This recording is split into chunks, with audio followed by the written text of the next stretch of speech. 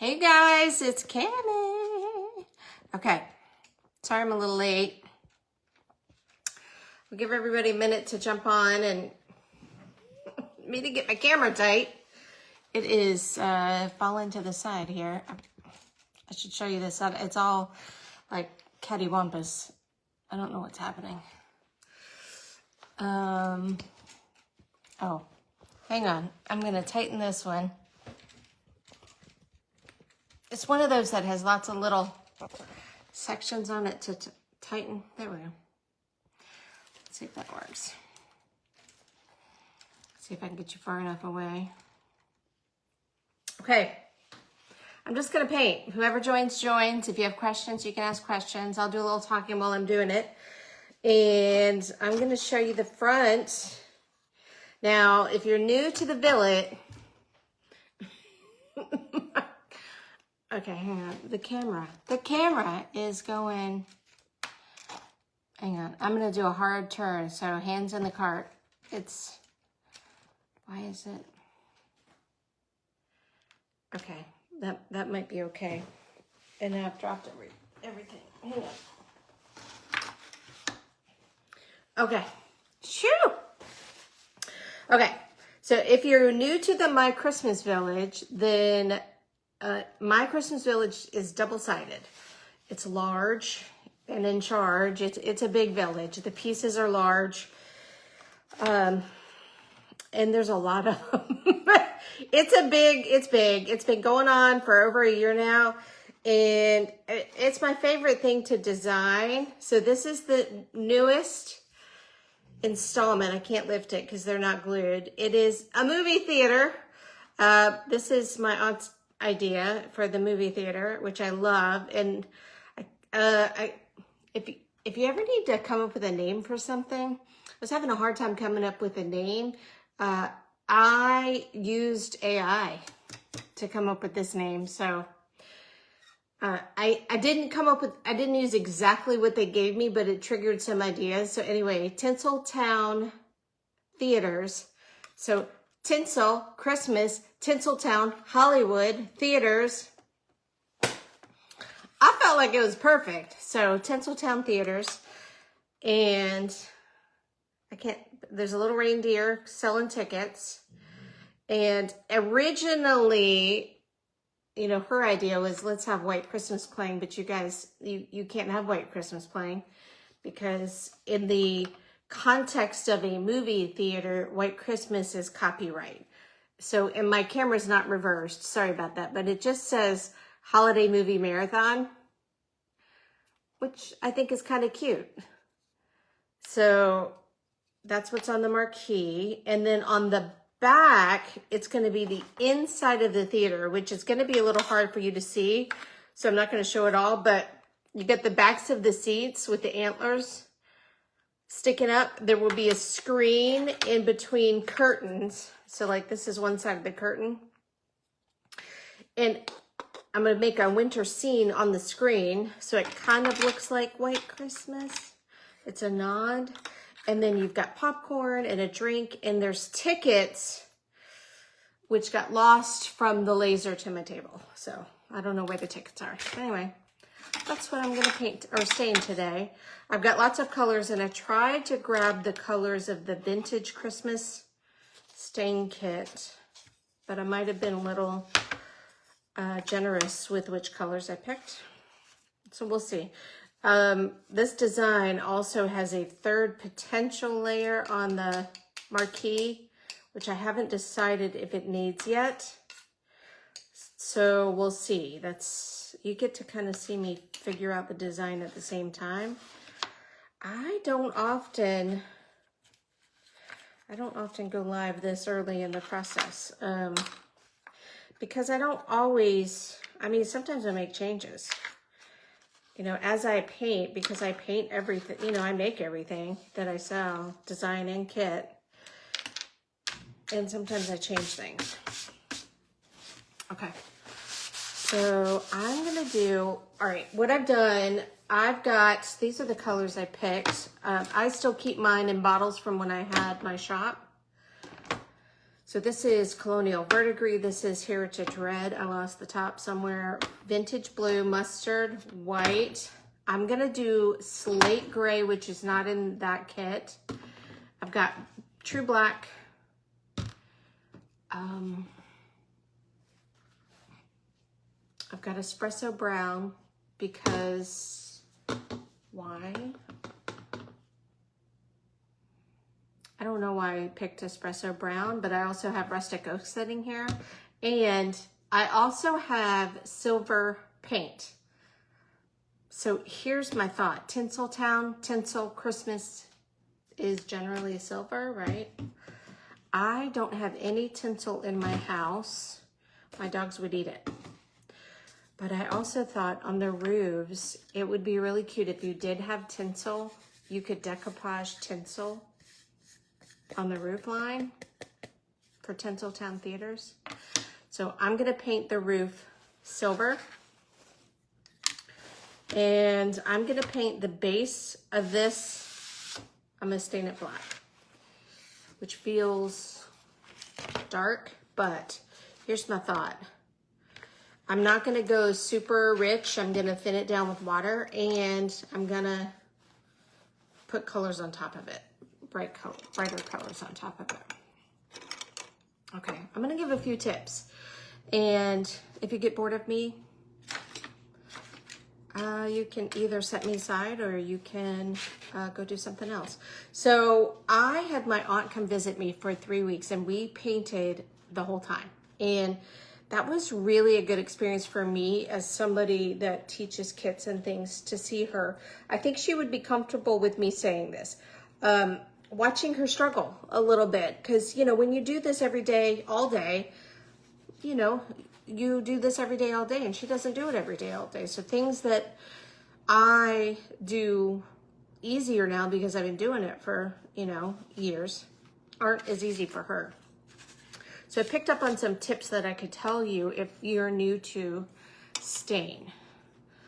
I am going to use a bigger brush just because my piece is bigger. I'm also not going to stain this top part because I know the design and I know that this roof is going to cover the top part for added dimension. So I'm not going to stain that top part. And I'm dog sitting, so there's 3 big dogs running around this house. There will be barking, so sorry about that. Okay, water on the brush. Always water on the brush. One tip that I'm gonna give you, don't stick this smack down in the middle of your stain. Come at it from the side and pull away. I do like to go on both sides, especially if I'm gonna have a lot of area to cover. But notice how little stain I actually used out of that thing of stain. But because I had so much water in my brush, this stain really goes a long way, right? It's very pigmented. And all I'm doing now is just making sure that it's evenly mixed with the water in my brush so that I don't get like streaks that are kind of like plain water and then stain and plain water and stain. I want it to be evenly mixed. And then I'm just gonna go for it. Now, when you stain a big area like this, you kind of have to move fast. But the good thing about this design is there's so much second layer color and design on these Christmas buildings that, you know, you're not gonna see much of the base color. So I just go really fast. And my brush dried really fast. So the first thing I'm gonna do, even before I get more stain, I'll show you the water. I'm just gonna go right in. I don't touch the bottom of my cup. I just dip right in the water. And I see if I can move more stain out of my brush. I got a little bit.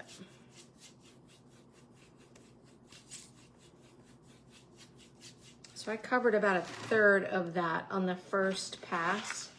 Then what I'll do is in this area where I mixed the stain, I'm gonna pick up the rest of the mixed stain. I'm not going into the 100% stain puddle.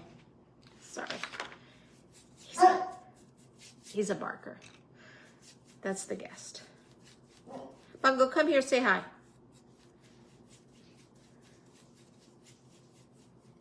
I think he's coming.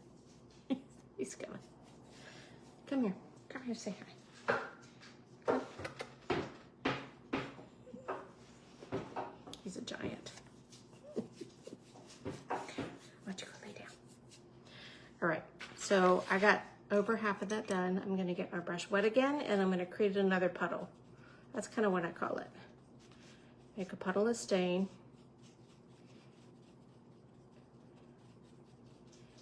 And don't be impatient with that part of the process. Even though you want to move a little bit fast, because again, the stain is soaking into your wood, right? Here's the other thing I like to do. Notice how he's drinking water. I'm going across the whole piece to try to prevent lines where that stain rested, like this is resting, in between me adding more stain. Right now you can see where the line is, right? If I get my brush just a little bit wet, I can move this stain around and prevent that. Now this is pretty wet, but it's not what I would say like soaking wet. It's wood. You don't want to, you know, warp it or anything crazy like that, but you definitely want to get it so that you can move that stain around.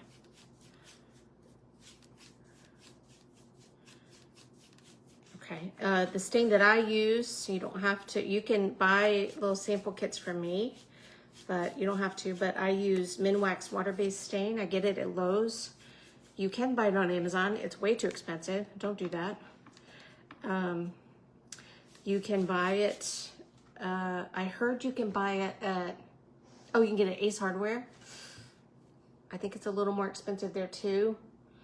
Maybe not too bad. And then I heard somebody, there was an M, some hardware store that starts with an M. I don't think you can get it in Canada. Actually, unless they've changed, I'm pretty sure you can't. I'm gonna set this aside and let that dry. Now, for my roofs,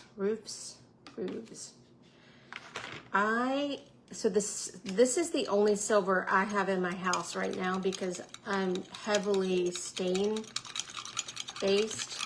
I don't do a lot of paint. So in order for me to, and what I know about this stain is it's very transparent. It doesn't hold a lot of color. So I'm actually gonna stain my roofs gray first so that I have some color. And then when they're fully dry, I'll add just a thin coat of silver so it's got some shimmer.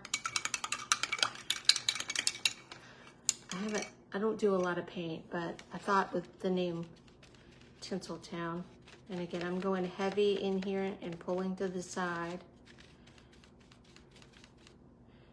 I got a little extra stain on that. Just gonna kind of show you what I did. That I felt was too heavy, too thick. This feels just right. And you know, the more you use it, the more comfortable you get with it. I would rather, I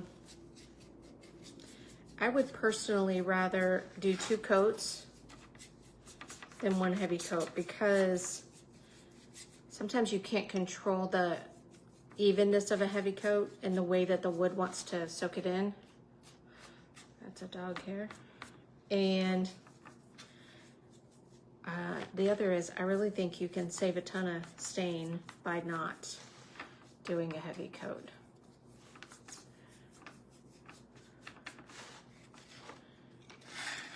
I keep when I'm doing big areas like this, I keep a very wet brush. Because then the brush can move, it helps me just move faster.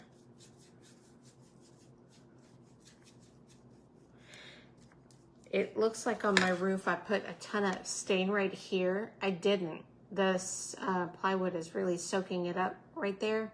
There's something about that cut. I'm gonna try to, there's something about the plywood right there. It's wood. It really liked that stain. Just like, see how in the knot right there, it collects it more? It's that same texture up here. So I don't know, maybe it's a really big knot right there. That's all right. I need to check one thing though. I'm not 100% sure.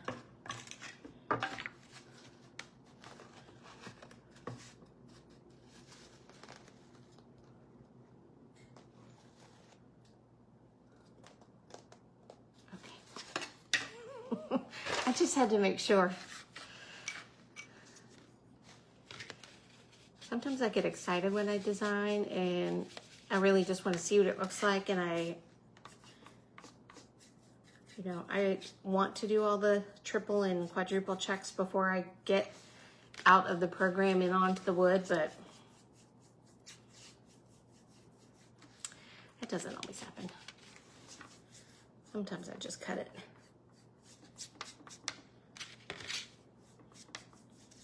All right, so the base coat's done.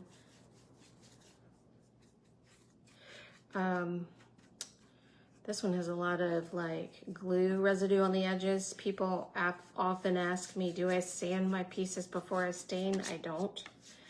I like that look, especially since I stain. I think it lets that burn come through. So like this is a really good piece. So all this burn will naturally look a bit like shadow. Kind of does the work for me. I've never claimed to be a great painter. I'm a really good stainer though, so. All right, again, this wood is picking up that stain a little funny. I will probably do a second coat on these just to get it a little bit more even, but I'm gonna let those dry.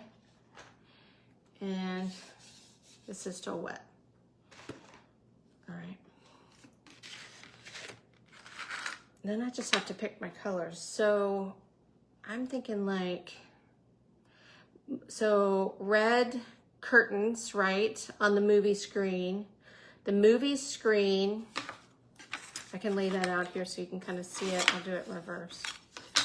So this will be the back, is the movie screen in between these curtains, like that. And then they're sitting, watching the screen. And then they've got popcorn and stuff on either side of them. So this is gonna be like blue with the trees. You could do like white and green stripes on the trees or just all white. I was gonna do snow dots on the, so it looks like white Christmas kind of. And then, so I'm gonna do red curtains for sure. And then I think I'm gonna start with the ticket booth because that feels like the center of attention. And I think I wanna make that red. So this is Heritage Red. This is a color I get mixed in because I lost the lid, it dries up. So I have to pour it like that. So again, if you're new to stain, you can go to Lowe's and ask them to color match for you. They'll hate you, but they'll do it. You can, so Heritage Red is, I think, a Benjamin Moore color that I loved. Red is, they don't have a true, in my opinion, they don't have a true red in their pre-done colors for Minwax water base. I wanted a bright red. So last year I went and had them color match this one for me. So I really like the Heritage Red. I'm gonna do, I think I'm gonna do,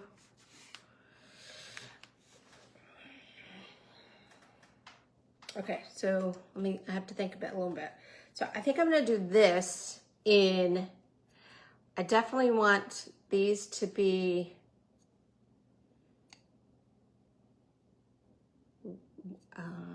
I was gonna do them yellow, but if I'm gonna do a silver roof, I think I'm gonna do the lights in white and the background in probably black, maybe. So we'll think about that. That could even be green. And then these could be, like I want it to scream Christmas, like obnoxiously. So I'm thinking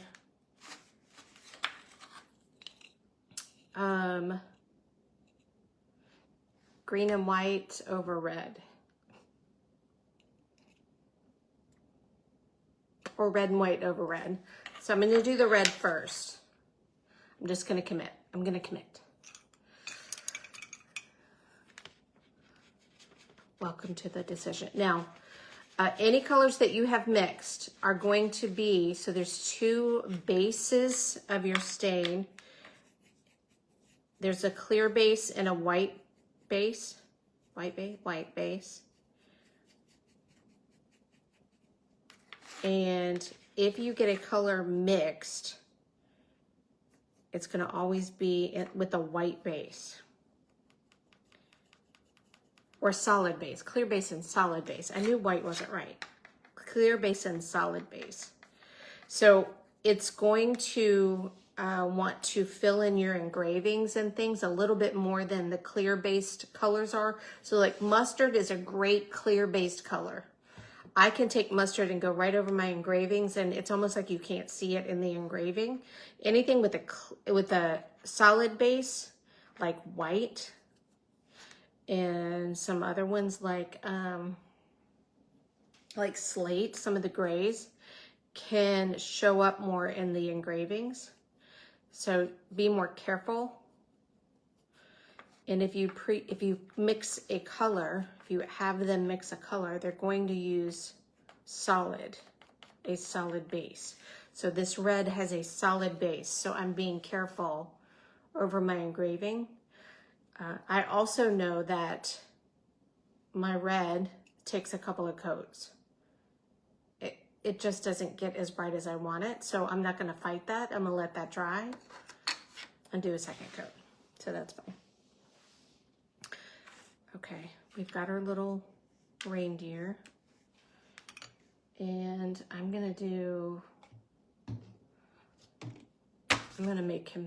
just gonna do rustic oak just to be different. It's kind of like a gray with an undertone of brown. I love it. It also has a very good clear base. So going over the engraved eyes is pretty easy.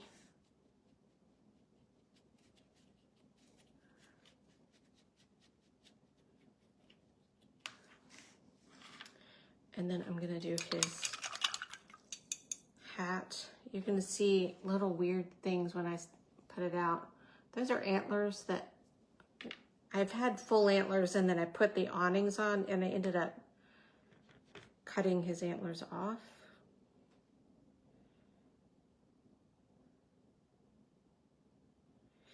When I paint small sections like this, I feel like with stain, it's more about moving the stain around the piece than brushing it on the piece, if that makes sense. So your brush is going to be pretty wet. It's kind of like working with watercolor, I would presume. I don't do watercolor. I did get some, but I haven't really done that. So here I can brush because there's no risk of me messing anything up. But let me show you this where it has lines. Okay, I'm just gonna make a decision. We're gonna go green and white.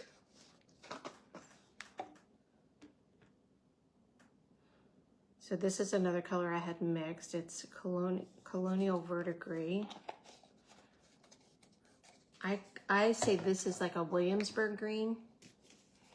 being from Virginia. I'm gonna put the white away from there. Okay. People often ask me when you go to mix them, if you buy them, I get semi-transparent for everything but white. I get solid for white because semi-transparent white is a waste of money. I don't think you get any color. Okay, I'm gonna do my white first. And again, you can see me coming in from the side. Don't go straight down in the middle there. And I'm building a puddle of paint. White's gonna take 2 coats minimum. Think about it like that. I also have to switch. These are my FaceTime glasses or my live glasses so I can see the camera that's far away, but I can't see my piece, so I need my bifocals. Oh, I just flung my piece around, my brush around. Okay, I'm gonna bring you. You're on a lazy Susan. Hang on a second. Let me see if I can get my fingers under there.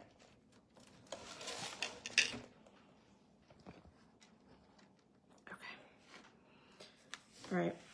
All I'm gonna do, I always start in the middle of a section. And my goal isn't to, for white, is not to get all the color on this first coat. And then I move out. And notice I move the piece and not my painting hand too much.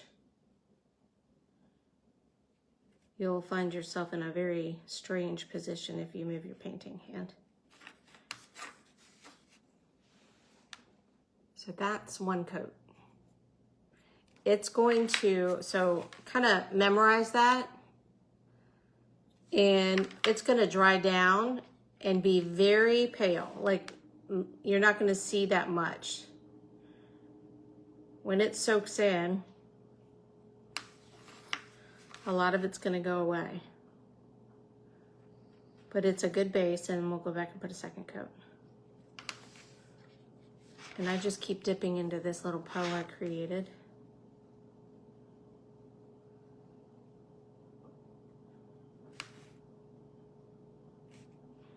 Notice that I'm just kind of, I think you can see it. I'm just maneuvering the stain.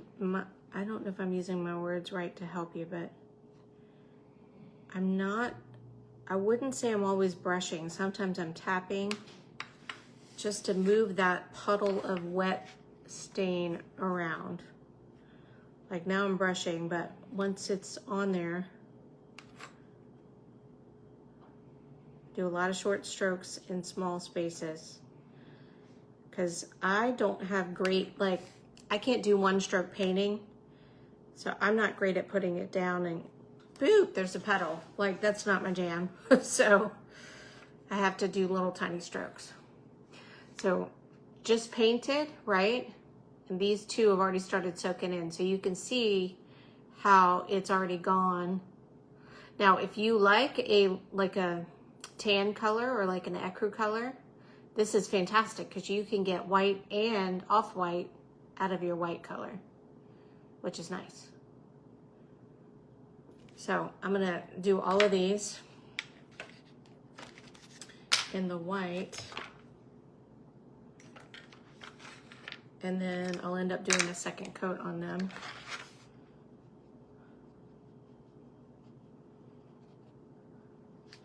I do have a good list for the 2024 Christmas in July Christmas Village add-ons, but if you've got something that you've been craving to add to the village,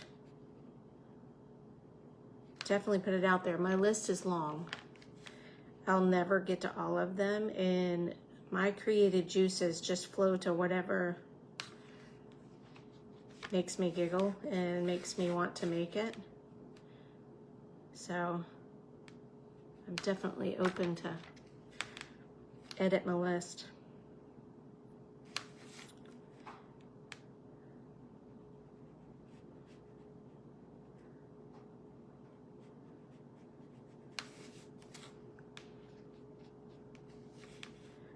I was thinking, I gotta see if we want to add more characters to the village.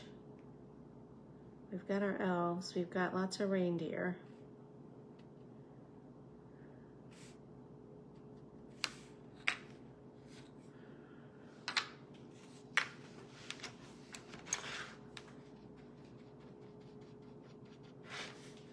Alright, I'm gonna do this last one. If you're just joining, it's a theater. You can't see it. I was gonna say White Christmas was gonna be on the marquee, but I did my research. It can't say White Christmas. Especially in the direct context of a theater. I think that's what would throw me right into the copyright.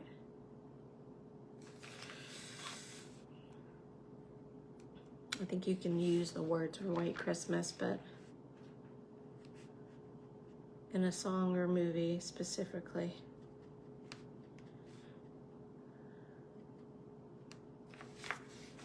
All right.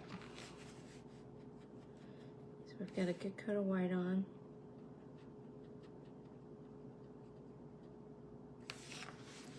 We'll let that set, and then I'm gonna do the green. And then we'll decide how heavy we need to do with the white.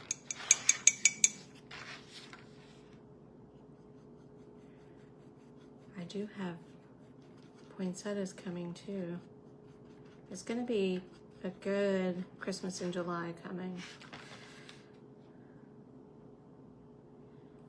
So this is a darker,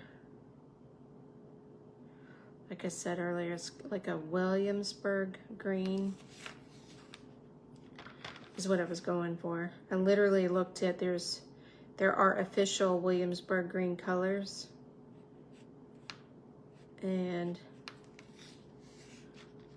I went to look at those. So I wouldn't say it's sagey or olivey, but I feel like it has kind of undertones of both, which seems impossible, but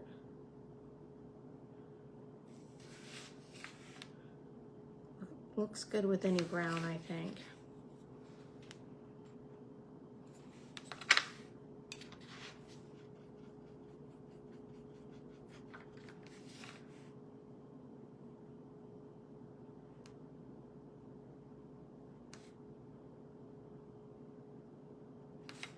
So one thing about staying in score marks, that's awesome. If you're cautious like I'm being,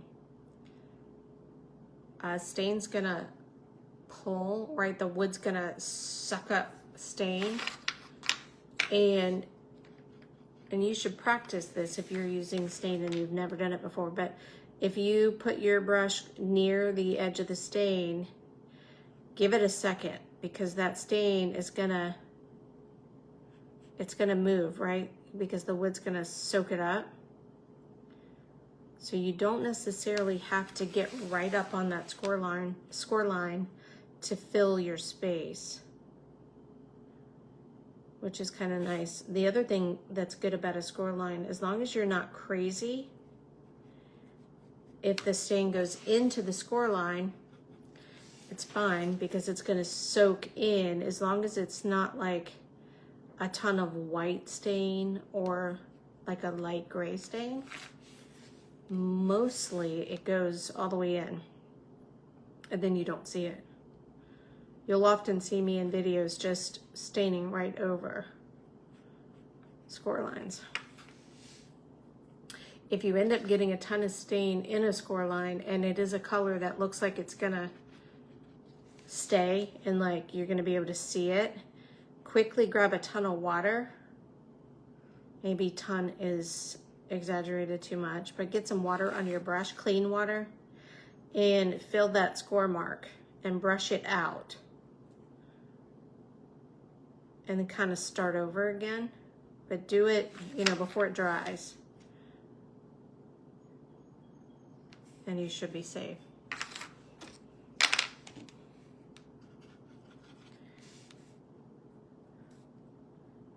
Okay. I haven't decided if I'm gonna go bolder with my staining or stay my usual one coat light stain. So we'll see.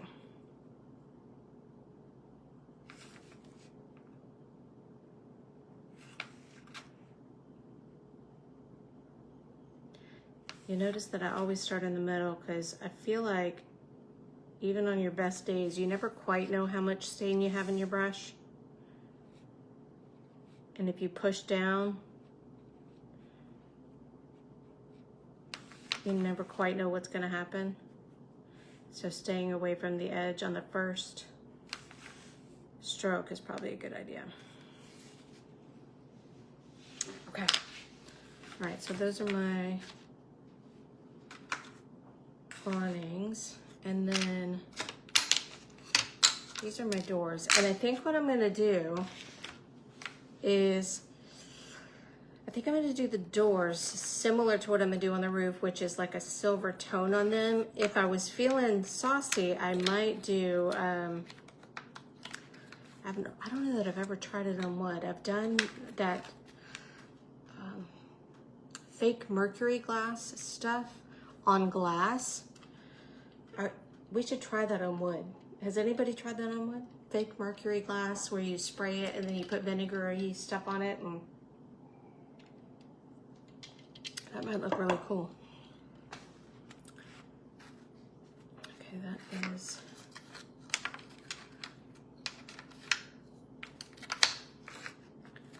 Okay, so these are the doors.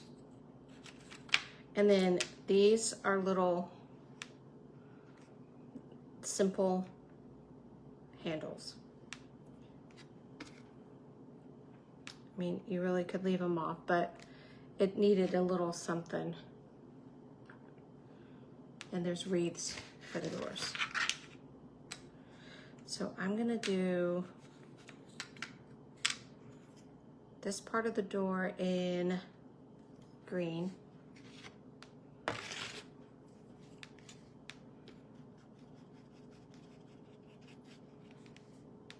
Again, I'm going for a smack you in the face Christmas palette.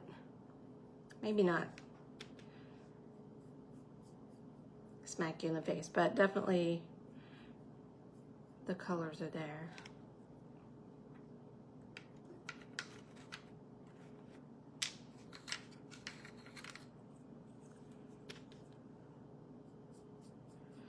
And I might even do the marquee in this green, now that I'm thinking about it, because the background is black. We'll have to see. That might not stand off enough.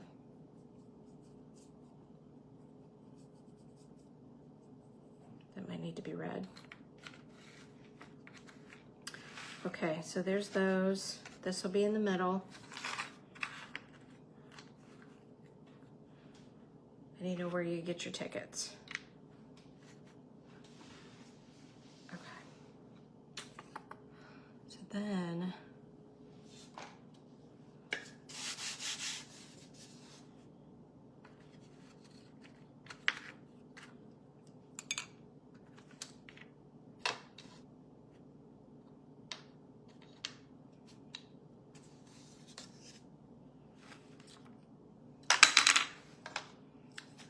bound to happen.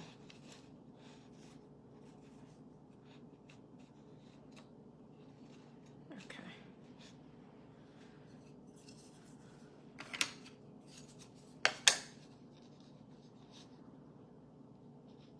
I think red with white dots, of course. And then I'll do this in white, and I'll show you how to do that, which it's not the easiest, but it's doable. So let's do that. So staining white when you have an engraving, it's not your best friend, but it's doable. I'm gonna choose a flat brush, and I'm gonna have it be kind of medium wet. I don't want it to be so wet that it's gonna drip down and soak into the engraving. And I don't want to have any water on the barrel, the metal part, this part.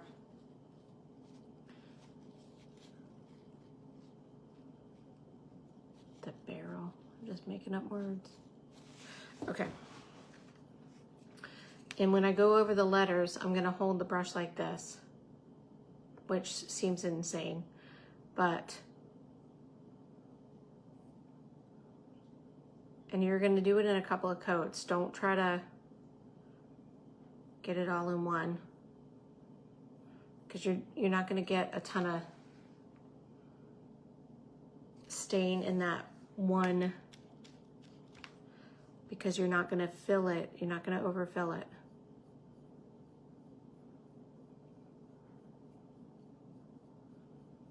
And of course, on this piece, if you're more comfortable with paint, you do paint. But I think this is just as simple.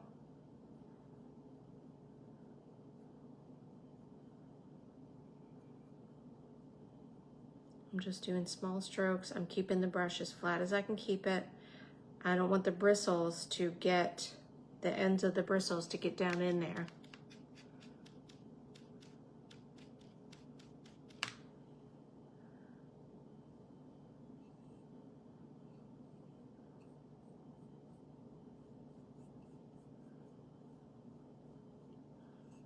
That'll just give you a sense of where I'm at.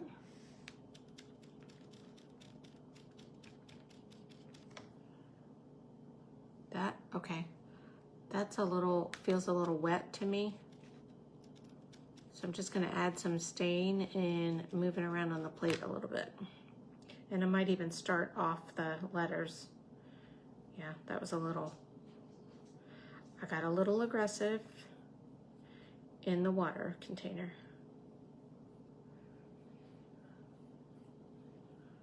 If you feel the same way, just again, start off the letters. You got plenty of space here that you can use up any excess that you got. And now I'm just gonna do this edge part.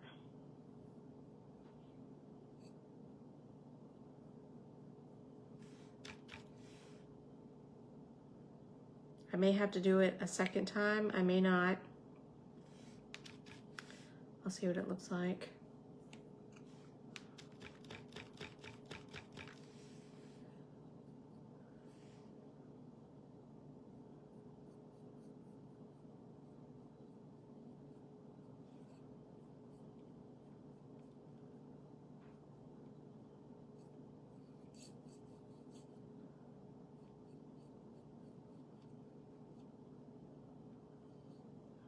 Okay. Took a little bit, but I'm gonna let that sit. And I didn't do all the edges because it's gonna look like that when I'm done. Okay. Now I'm gonna show you, trying to debate if normally I would paint over these circles and then go back and paint the circles on top, but white stain doesn't cover much and red stain doesn't forgive much, and I'm gonna do red stain. So I'm gonna go ahead and I could go the other way, do white with red bulbs, but I'm not gonna do that. That would be cute, be kind of like Red Hots, I guess. But it's not a candy shop, so. And let me get a little closer. You can kind of see how I'm gonna get this brush really wet. Well, medium wet. I don't wanna say really wet. And I am literally just lots of tiny little brush strokes. It feels like it's going to take a long time, but it's not.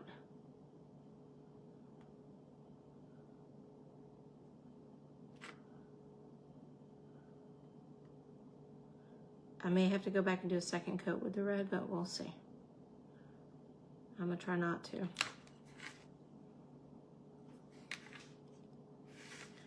And then I'll just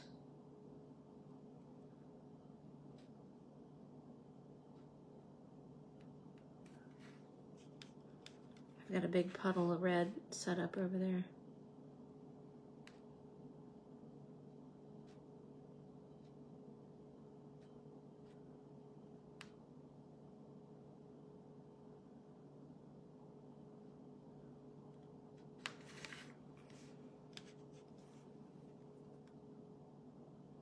I should have put music on. We could have listened to some music. If anybody has any questions, put them in there. Anybody working on anything fun?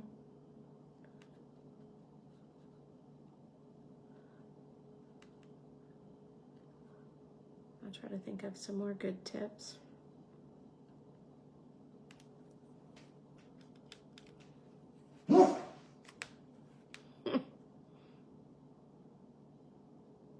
Anybody else's dogs just bark at nothing? Nothing.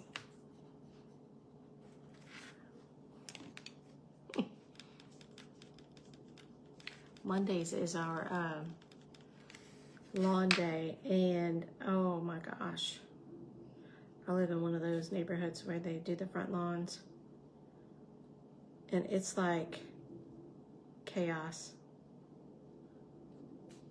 Pure chaos. For a while there, I don't know, we had a company that I swear they were doing it twice. And if you don't work from home, you don't care. Maybe you care because clearly we're not getting our money's worth, but I cared because I would see the lawn mowers come by twice. Then I would see the edgers come by twice. And I would see my dogs lose their mind every time. All right, almost.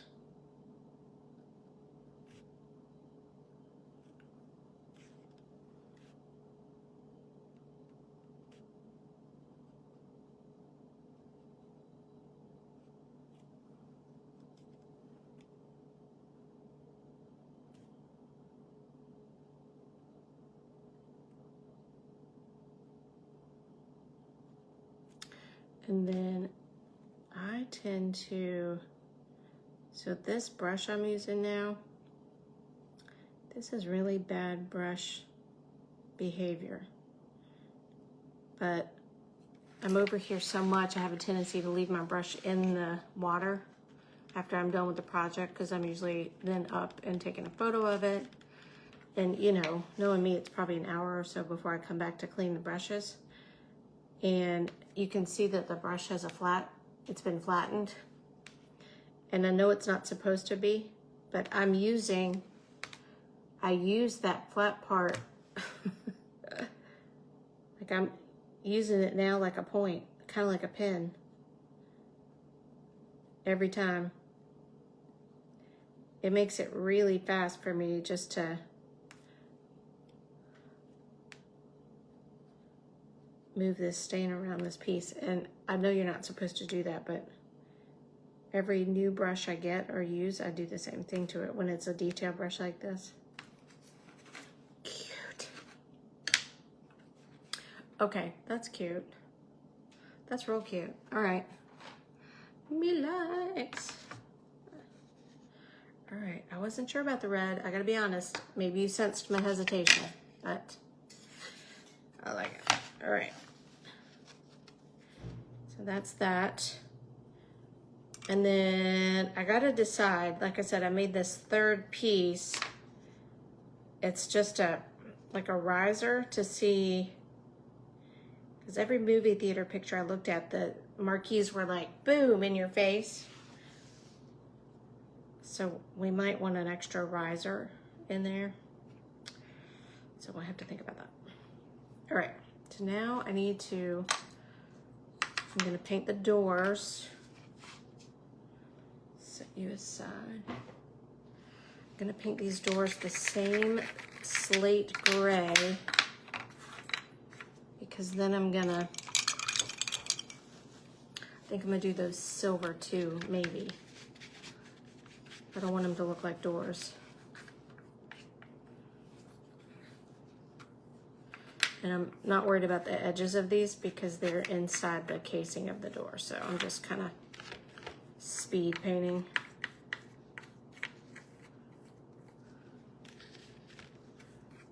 Okay. All right, I'm gonna let those dry. All right, now let's jump onto the back pieces. So again, these are the little reindeer. They're sitting in the chairs watching the movie. Let me get a little bit of the espresso for their antlers. Hang on. I'm gonna hold off on the antler color because it depends on how it looks against the main body of the thing. I might need to leave them light because the main body is black, so I think I'm gonna leave them light. I'm gonna do the chairs in,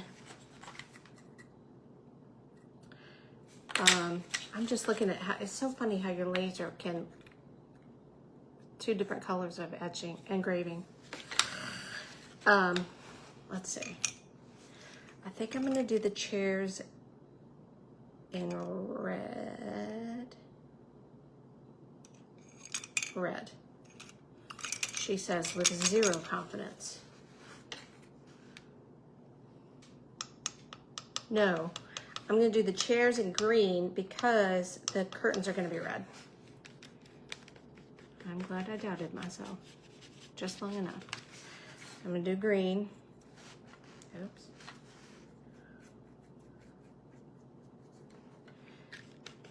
And again, this is a mixed color, so while green won't be as noticeable inside those engraved letters, I just want to be a little bit careful and not fill them up. I think you can still see that, so I think that's okay.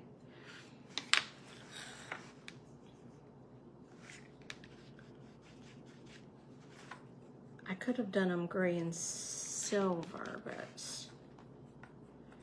that would have been a cute option. But we are now into the green. Okay. I have green chairs, and then I'm gonna do the red curtains.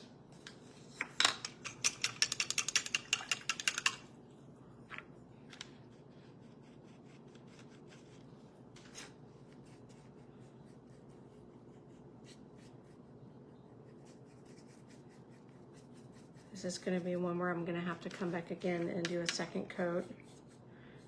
I know that because I know this color, so I'm just going to do a really fast first coat and let it dry. There's no point in spending a ton of time making it heavy.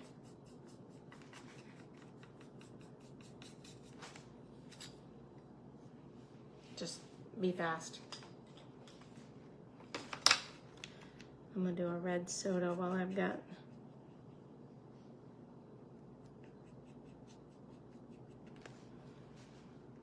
just a little drink. Okay, so this is the movie screen that'll be up on the wall in between the curtains. So I'm gonna do a blue sky background, kind of like it's a winter scene.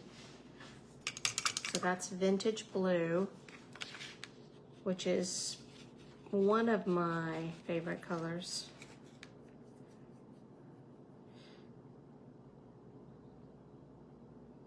Probably should use a smaller brush.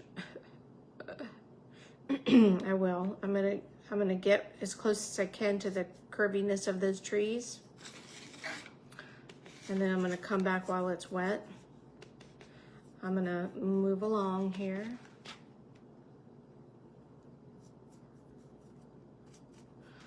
And then get a smaller brush.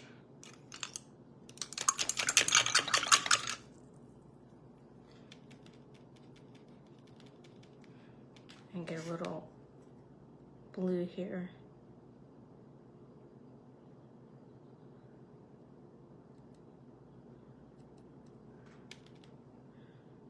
And then this was my homage to White Christmas. At the end where it opens up, they sing, it's snowing. So I couldn't use the movie name, but I thought, well, put some trees on there and we'll dot some snow on there.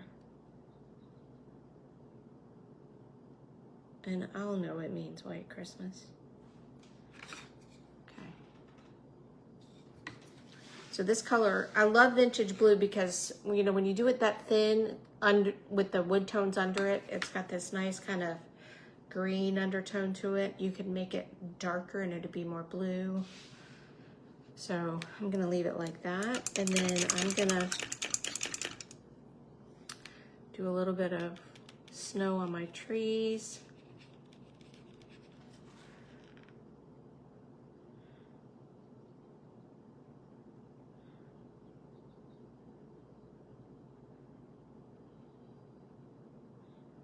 I do every other one with snow, and then I'll come back and do every other one green.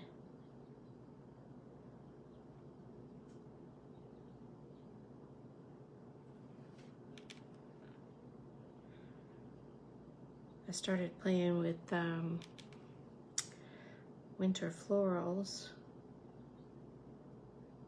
So that's all over the table here. Actually, I'd been playing with those for a while, but I actually cut some finally. So that's been fun. They'll be kind of like the wildflower concept, but for winter.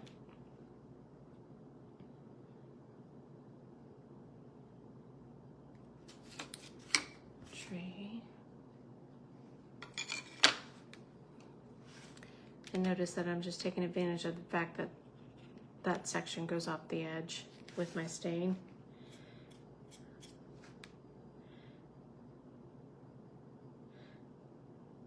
I'm going to show you, I don't know if you can tell. See how much water's on that? How much wet stains on that? That's a lot. I'm not going to touch that for a second because I got way too much watery stain in my brush and went into a tiny little section. I'm going to leave it for just a second because I feel like if I touch it with my brush, I'm going to push it and it's going to go over the edge of the score mark and just make a mess. That's the beauty of stain. It's now, as we speak, soaking into the wood. So if I give it just a second, it'll right itself. I just need to not be impatient with it. I'll get all these done and then I can go back and it won't be quite as watery and I'll be able to manage it.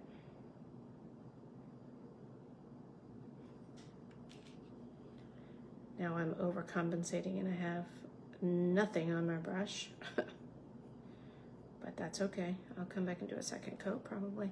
Okay, so now you can see that it's soaked in quite a bit and all I have to do is move it over just a little bit. Now, I will not need a second coat on that section. And it's good. It didn't even, like, when I dropped it just then, it didn't roll out of the section. So all good there. So that's just a tip. I do that a lot. I tend to get a little, like I said earlier, like putting your brush down in the center of a section is key because you may think you know how much stain you have, but these brushes sometimes, especially the longer you're painting, they tend to hold more and more water. If you're, especially like, I don't have a tendency to dry them with my paper towel. I just keep tapping them.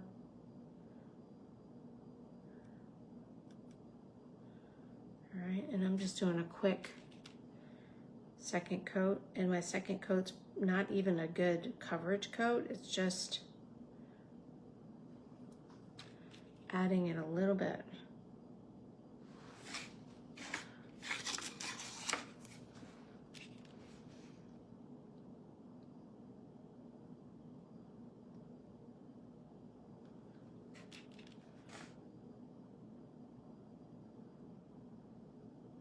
Just pouncing in. Pouncing is a good technique when you have a small section.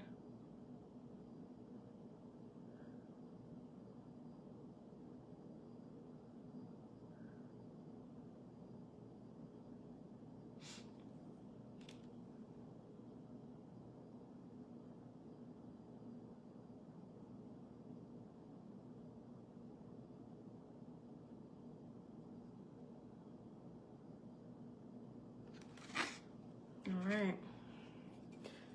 So there's that. Now I'm gonna do dots on here, and I will do them with stain, I'll show you, but because this blue part is wet, I don't wanna do that yet, because if I were to dot stain on here, it's gonna bleed because it's wet.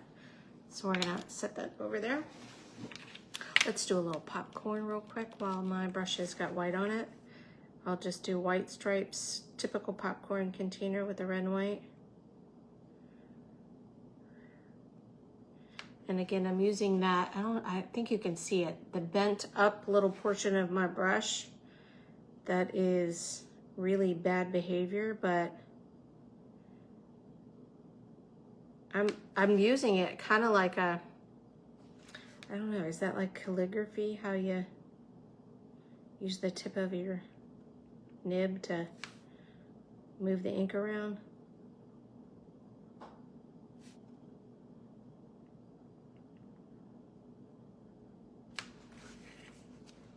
I just find it really easy to use it that way. All right. Now, real quick while I'm doing that, let's put a little bit of yellow down. We'll do some popcorn. I will tell you, I made, I'm gonna see if they work. I made popcorn and cranberry beads to string for this. We all may hate me by the time it's done. So we're gonna see what happens. All the little pieces, yeah, we may really hate me when this is done. But what I did was, so the popcorn, they're tiny. Again, don't come for me. You don't have to make the beads. You could just glue them on flat and it still would be precious. So like I thought cranberries and popcorn strung. And so I thought, well, if you're gonna string them, why not really string them? So the way I set it up was the popcorn is set up to be split beads. So you've got this center portion.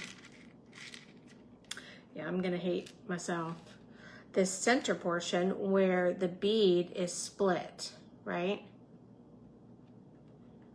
And so there's a bottom, a top, and a split center, right? But here's the thing, this is where I got too crafty and where you're gonna hate me. I did that split 3 ways on the popcorn.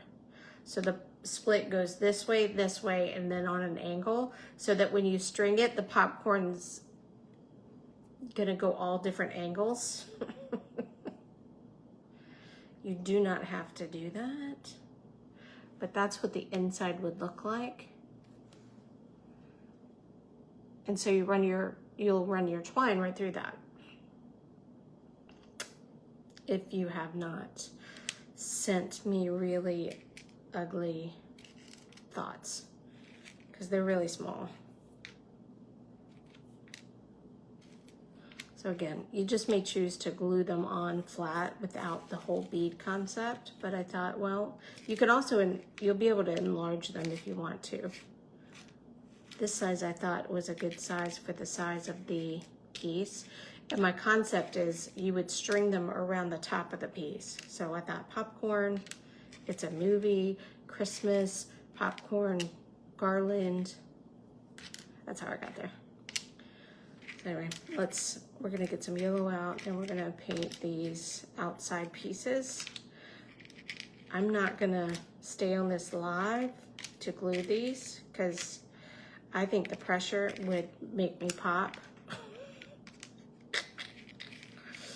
Pun intended, but I don't think I could handle that.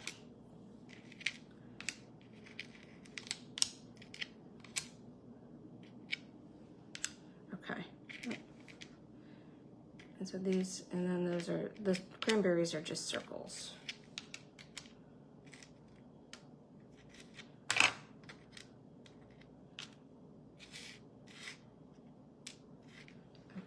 and you wouldn't paint the centers.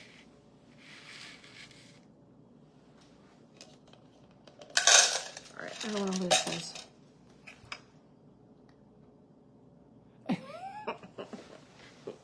Yes, you probably would.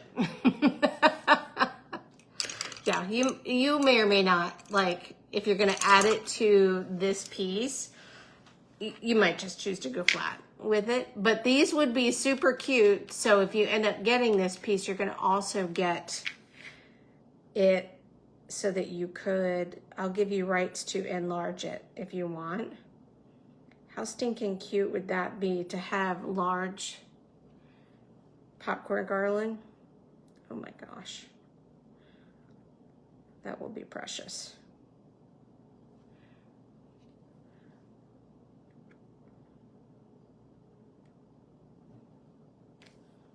Okay. That is too small. The other thing I would do is this. So I cut everything on 1/4 inch except for the beads. I did on 8. I would suggest, if you're gonna do in bulk, pre-paint your piece. Paint the whole thing yellow, stain the whole thing yellow. You can pre-stain, we've tested that. Stain it all yellow, because this is deadly. So just give it a good stain. And look, popcorn sometimes comes out burned.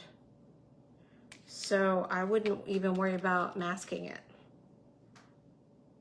I mean, unless your laser is like in super burn mode. But I think that would be precious. I'll add some for a larger garland. I'll put some in here that for the file that have holes like this way. Like flat way, just like I did on the flowers that I just posted this morning. Whenever I posted the flowers, it's all a blur. So that you get some added popcorn dimension or something. I think that would be cute too. But yeah, I definitely would, if you're gonna do a bunch of these, even like if you're gonna do flowers or anything that you can like plan out in a way that is easy. Like I don't think the houses are easy that way because there's so many pieces, but lays like this, garlands like this, there's whole pieces that you're gonna paint a solid color. Put them on a board, paint that board a solid color. Worst case scenario, you may have to do a touch up, but I think with popcorn, I don't think so. I think having it look, oh, and then, should I make a marshmallow? I mean, would you know it's a marshmallow? Oh, you got the flowers today. The flowers, I mean, again, shout out to my aunt. That was her idea. We had made, the concept came from making the big trellis. And then she kept staring at it because she was visiting. We made that together. And then she was like, I really want to make those into beads. I said, okay, let's make them into beads. So we did. It was fun. We had beads everywhere. I mean, there was beads everywhere. Again, that's another one where, like, in the file, when you see it, I've separated each flower because the inserts, the middle layer is one that makes you want to poke your eye out sometimes. But once they're put together, they really are precious. Okay, I'm almost done with the popcorn.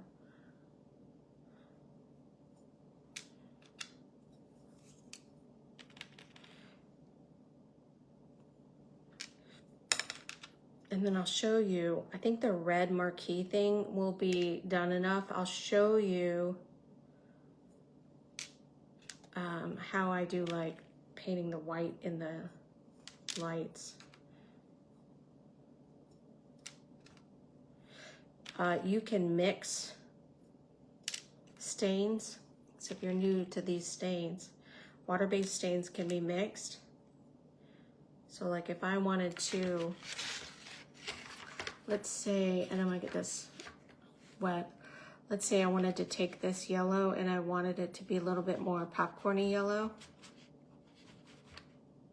I can do that by just adding a touch of white. Ooh. We got really popcorny yellow.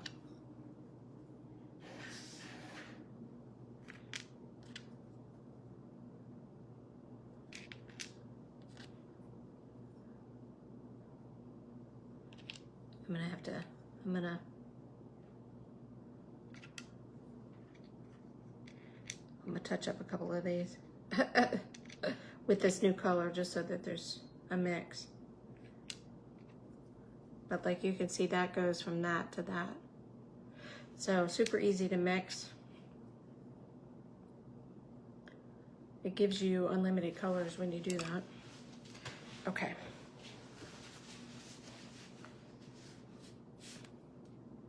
Yeah, just making sure those are all done. Okay, let's add white to the marquee. Now, I'm gonna get this brush. I like this brush a lot. I use it a lot. I'm dripping water on stuff. It's again the one that I messed up on purpose. So what I will do, and this will probably take me a couple of coats, because these are circles, I'm not gonna wanna go around and try to paint this circle, right?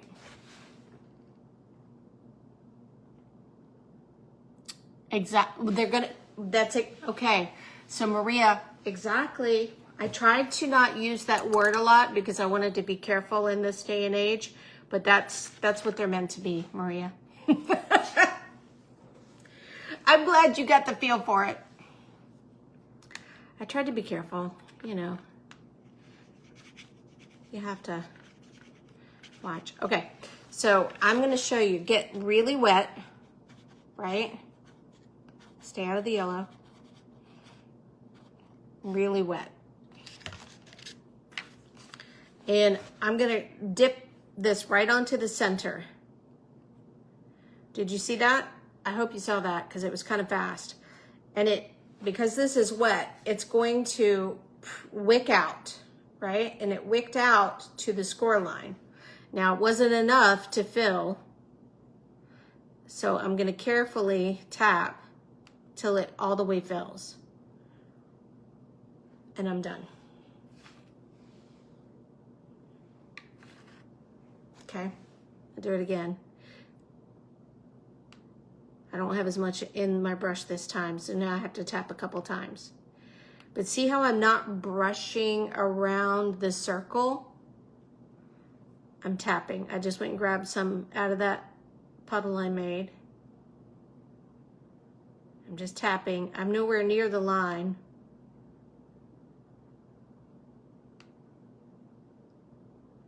And it will just kind of spread and fill in. I can always go back if it doesn't make it to the line. But this is so much faster than me, who is not a precise painter and can't paint a circle, right? I just dipped in my water. Now, if I was smart, I'd go rinse my water, but I'm not gonna. A really wet brush is the key.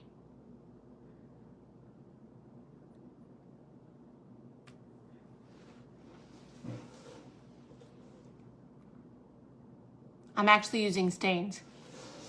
So these are Min Wax water-based stains. I water them down significantly because they have a tremendous amount of pigment, and it helps them flow easier. Plus with the white stain, I get the white stain in a solid base, or in a, yeah, as opposed to semi-transparent. So it even has more pigment in it. But yeah, they're actually stains. I do almost everything in stain. I'm not the best painter, and I really prefer stains. When I opened the shop, I had a shop. I remember I was staining my tables, and I stained the first table, and we'd gone and gotten oil-based stains.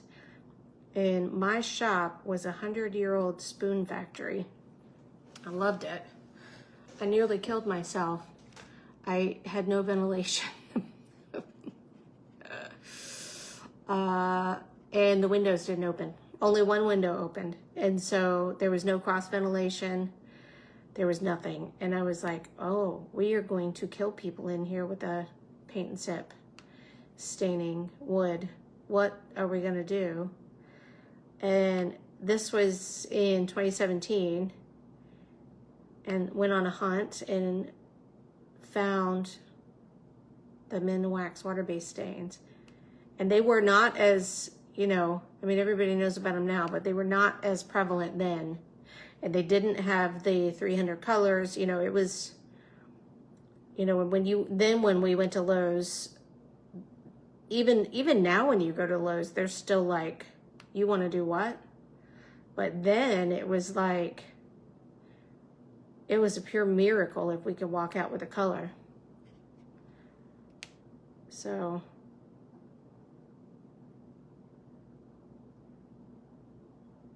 but yeah, I love stains. It's my jam.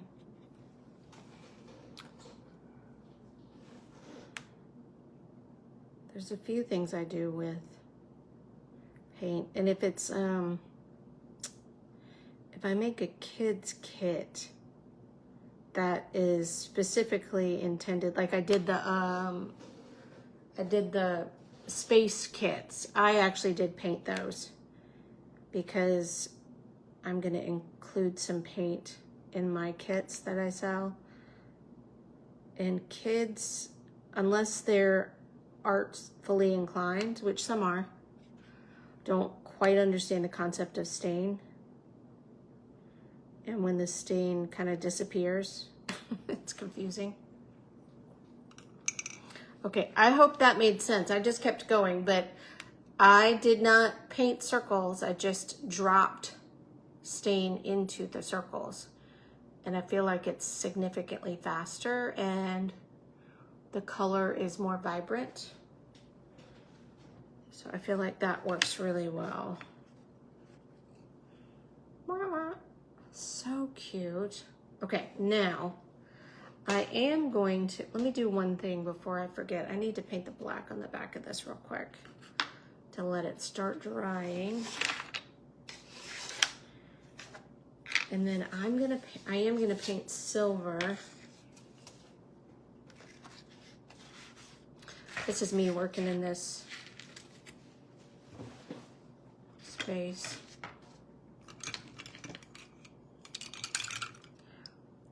I may or may not black stain, so we're gonna see.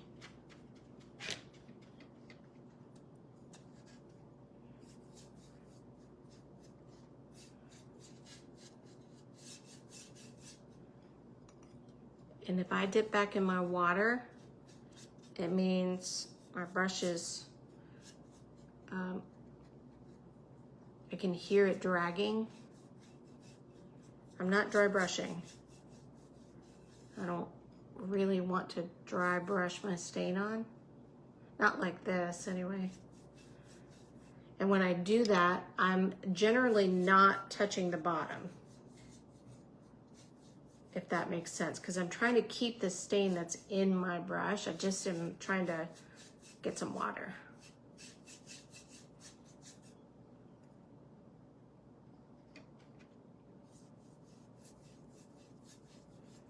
And I'm not also worried about perfection with this background because we're covering a lot of it.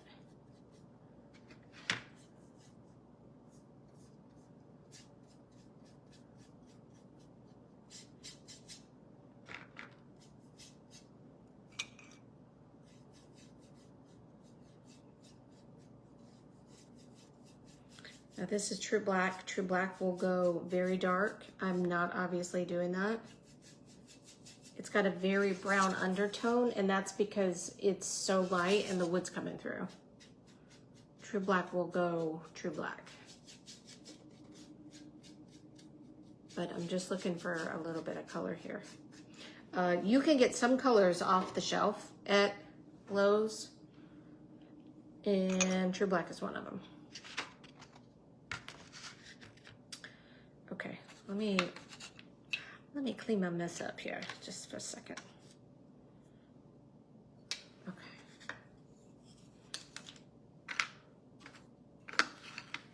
I'm keeping this flat because it was a very wet process I did.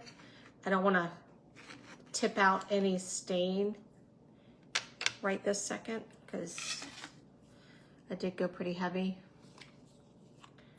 All right. So this is going to be the only paint that I do. This is just Deco Art Premium, and it's the only silver I have. Not that I love it over any other. It's just what I have. And I'm not even gonna, I don't know what I'm going for. I don't think I'm going for anything perfect. I just think I want to add the color of Tinsel because I want to see what that looks like in concept. And all of my painters don't freak out.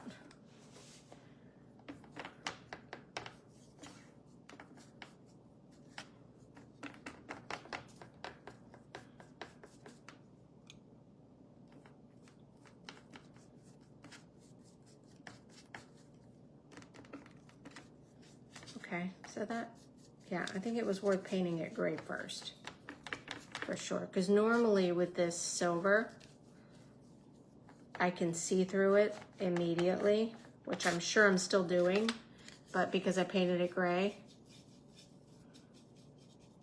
it is gray. So.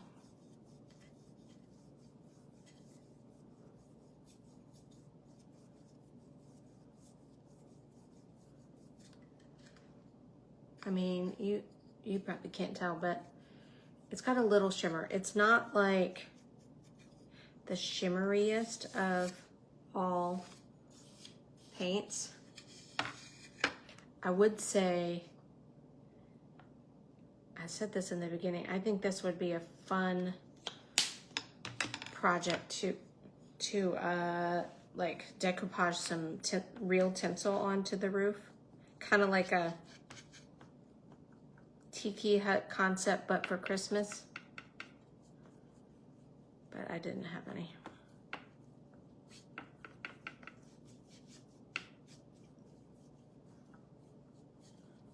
Okay, not my best work, but she's silver. I'm gonna hope she shimmers. That's my goal.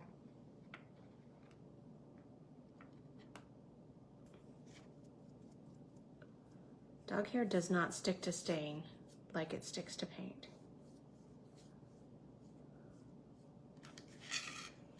Okay.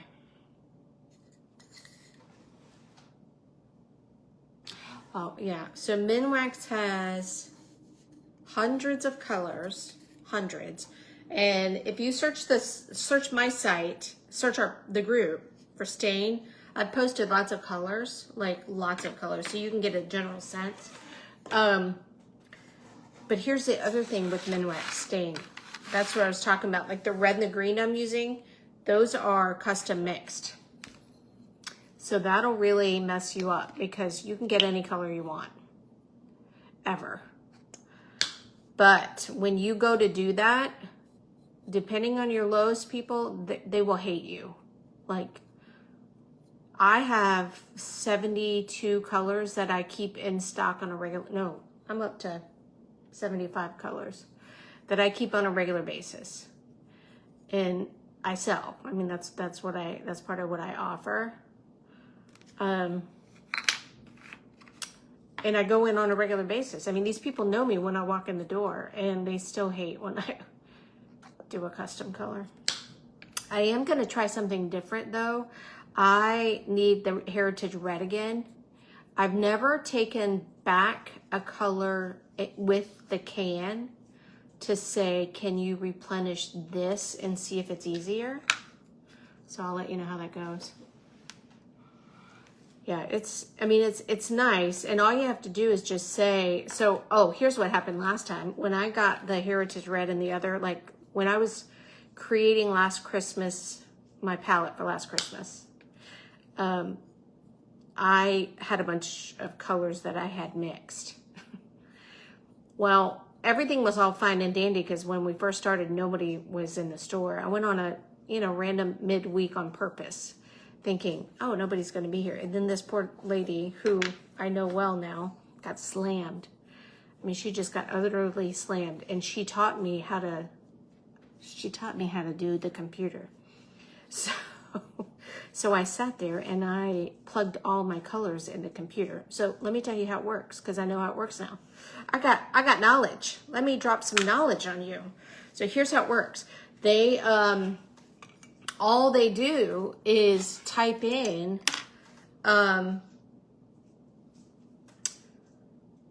they just type in the name brand of the paint. And so they say, I want Benjamin Moore Heritage Red, and I'm going to put it into the Minwax semi-transparent stain. And I know that you know that I know that you know that that is that simple. But the people working behind the paint counter don't know it's that simple, right? So when you say to them, I just want, oh, I got to do this one in silver before I get away from myself. The people behind the paint counter don't understand that it is that simple, right? It's just a formula of color. They don't get that. And so that's what makes it very difficult, because they want to say, oh, it's not Minwax, we can't do it. Yes, you can. Yes, you can. Oh, and if you go in there and they give you trouble, if you go back to where the stain is, at least in my Lowe's, and we have 6 in this area within like a 30-minute driving distance, and I've been known to go to all of them. And there's a sign that says, I think there's a sign that says custom color mix or something. Drag them back there and just say, well, what is this? I've had to do that. The other thing I've done is on the Lowe's website, there's a page that says custom color mix, your Minwax Lowe's paint, or whatever it says. I've pulled that up in front of them too. And they've been like, oh, because they know. They just don't want to do it. And it's not any harder than making regular paint. I don't understand, because I've done it now. Type this, type that, click a button, go get the can. So, anyway, that's my rant on stain. Make your own palettes, make your own colors. if there's like a certain brand of, let's say, deco art that you love, but let's say you want to have a stain to match it because you just like stain like I do, do it. Now you can't, they won't match deco art because that's not like a wall paint, but you could find a color that does match that. Okay, this is the sign that goes on the roof. And I'm thinking, so on the roof, it's also, if I get it right, it's gonna have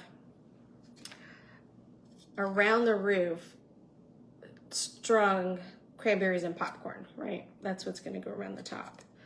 And then the marquee is red and white. The roof is silver. I feel like this should be red because I want it to stand out. And there is a little red on this front, but not, you know, so much that I feel like we're gonna hate it. So I'm gonna do red. Now, with a piece like this right here, where there's a tremendous amount to cover, but there's so much open space, another option is a makeup sponge. But I don't have any right here, so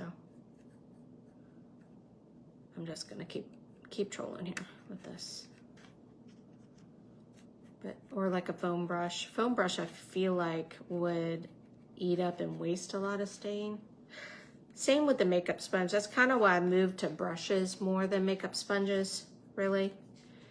I was doing a lot of makeup sponges with the stain because it's easy and super even. A makeup sponge can really help you guarantee a real even coverage.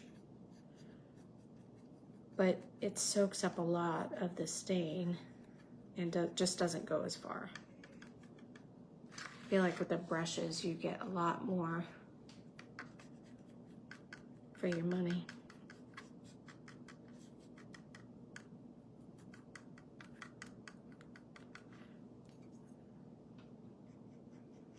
All right, coming into the home stretch, I think, at least the majority.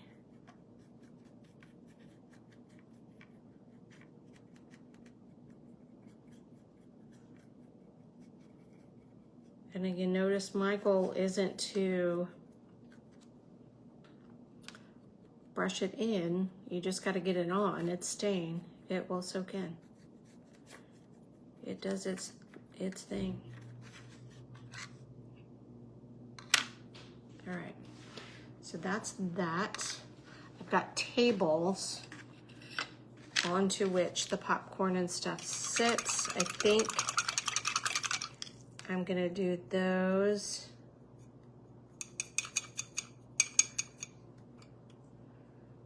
I'm gonna do those in this rustic oak, which is like rustic oak.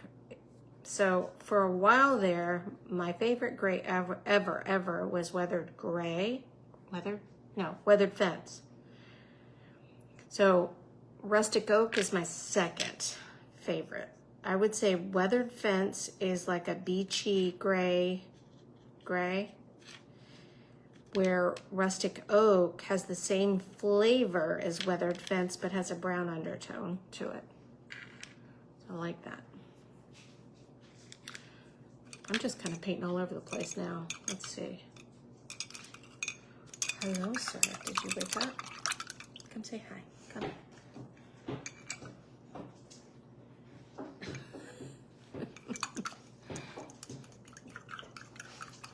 So can you add shading and highlights? You can. It's not the same as you would with like paint, for example. With a stain, you can easily create what I would call lines in a not good way. So when you put down stain, because of how it soaks in, very often you can see the edge of stain, right? But you can ombre with stain, and that could create highlight and shading. So I'll show you. I'll do one and we'll create some. throw in some red on here.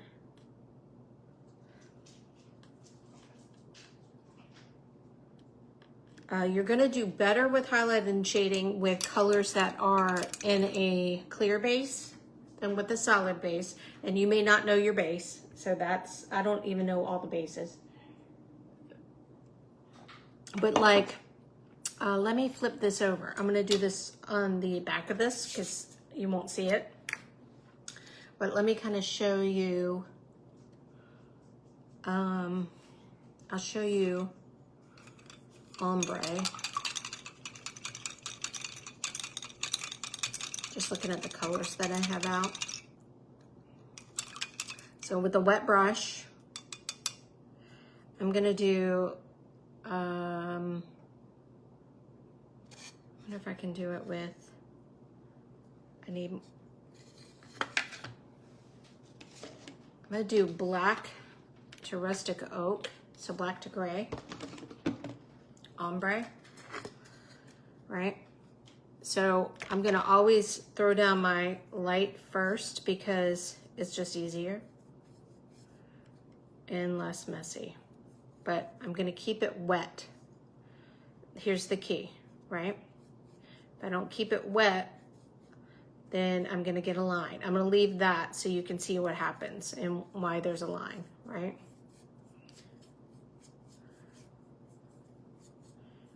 Now let's see if I can ombre in some gray, black. I may regret this because black's a hard color.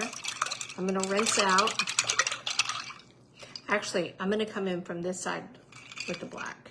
I lied about that, holding that line. Because you wanna see a pure black section, right?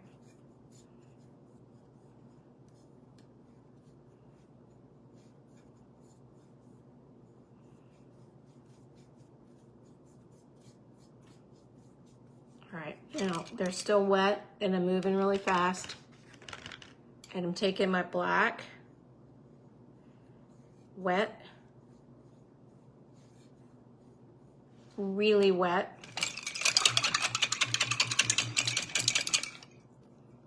Now black's probably not the best choice because that's hard, but I'm gonna go rustic oak. See that line right there? Right there? That's what happens with stain. It starts to go into the wood underneath. So stain is not on top, right? And so sometimes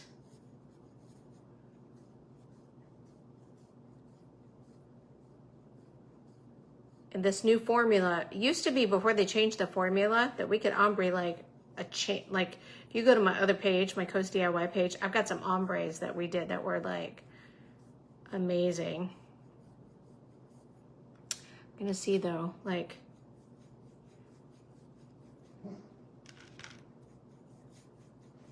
just that little bit of time, that black set right there, it's created this line that I can't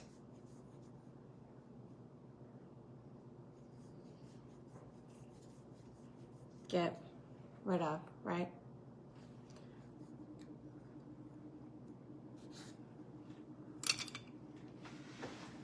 Let me clean my mess up real quick, hang on. So,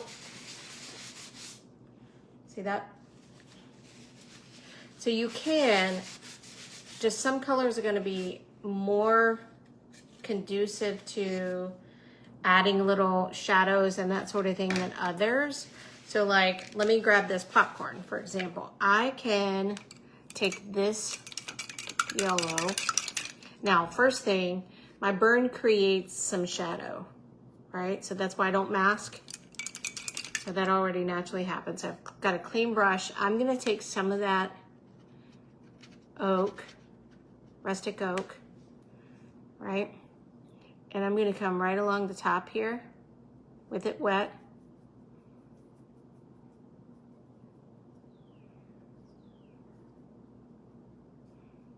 And I moved quick with my finger, if you noticed.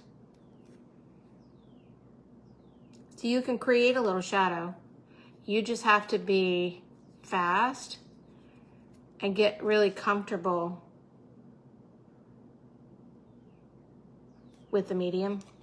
So it's not like paint. You could do like, white is not as friendly of a color. I'm gonna add a ton of water. Hang on. Like white is very chalky compared to, see how it's chalkier then?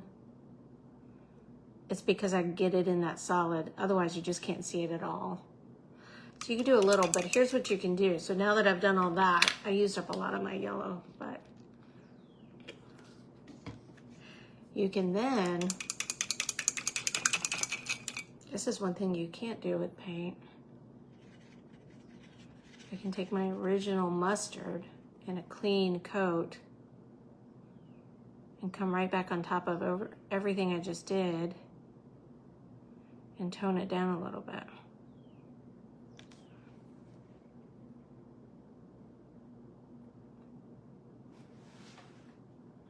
Ruth, yours is just about, it's probably gonna go out tomorrow. I had to go get one today to finish your order.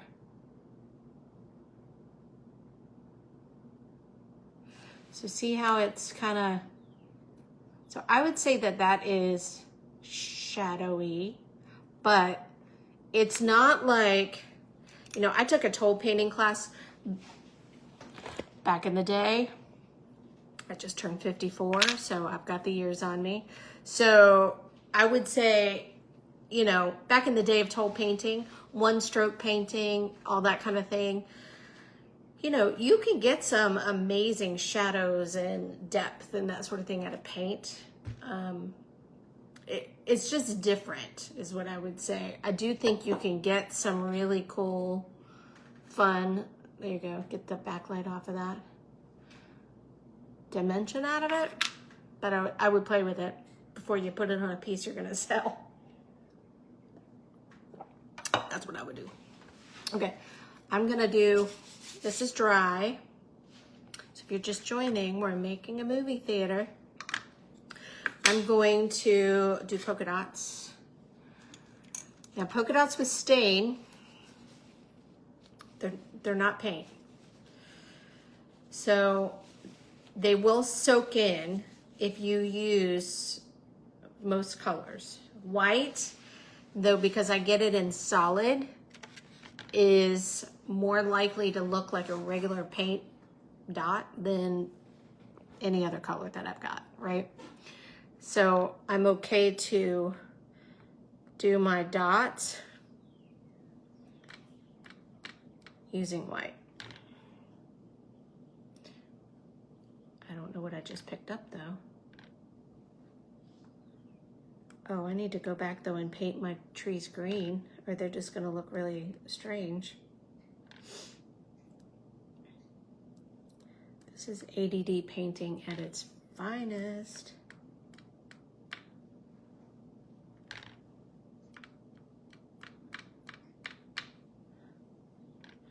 All right, I'll do a couple more. Now, again, it is stain, so just get, you know, comfortable with that. I'll paint these green, and then we can look at the dots and see what they look like. The white ones won't bleed out. If you do another color, they might. No, they're not gel stains. These are Minwax water-based stains. You pick them up at Lowe's or Ace Hardware. So these are stains that you would like put on your furniture, but they offer a bajillion colors, and you can get them custom mixed, which is a game changer for what we do. Well, and what I do, because like I've said in this video a couple of times, I really just don't paint that well, but I am pretty good at staining. And I think it gives a look I prefer. And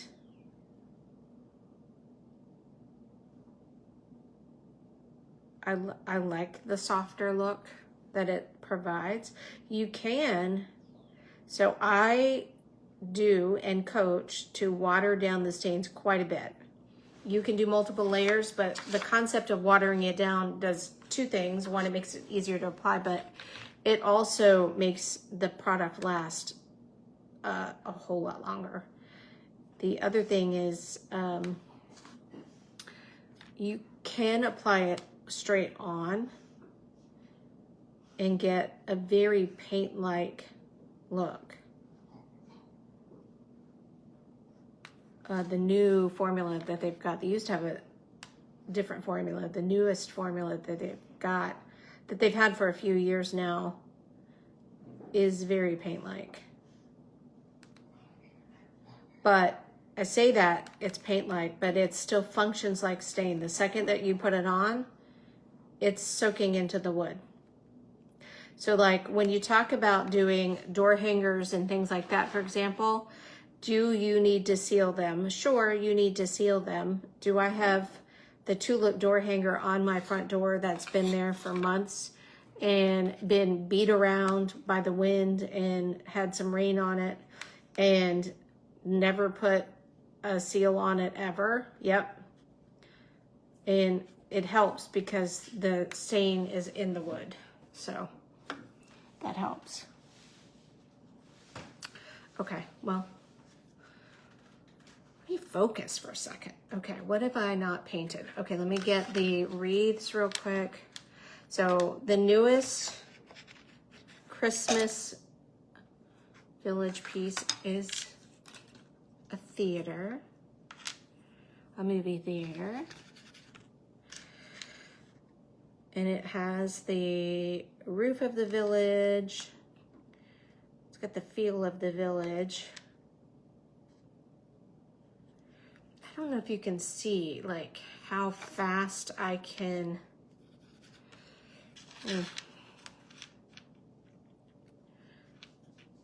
Now, I also am very comfortable with a light look, but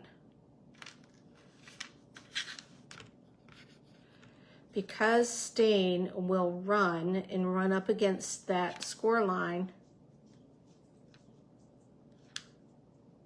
I don't have to be as precise, because now I also have been doing this a lot. Been doing it for a long time, so I know where to go to get it to fill it in, but you know, you could too. And then it's not, you don't need to be quite as precise as you do with the paintbrush, which I love.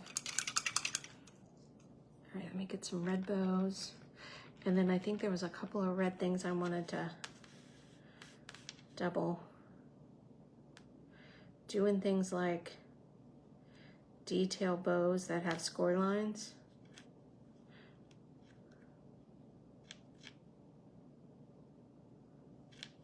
Okay, what happens when you get too heavy with your water and it goes outside? It does that. Do you see where on that side of the bottom bow, it bled outside of the score line? That's what happens when you get a little bit too fast. So I'm just gonna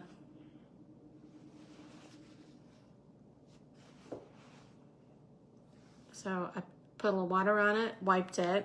I'll fix my red, I'll fix my green, and then I'll decide if I need to do anything else. But that was just me getting a little too wild. All right. I got too wet and wasn't paying enough attention. So I do a lot of tapping in small areas.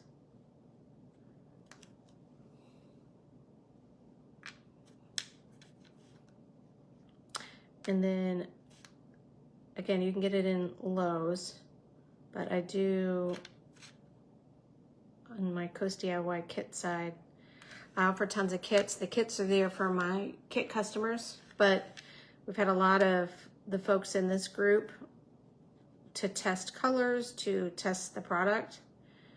I offer, I think they're 10 milliliter little bottles. I should have had some here, but I don't. In lots of different combinations of colors. And then you can also do a custom kit of colors of the 75 colors that I offer. And yes, I'm up to 75 colors, which is absurd, but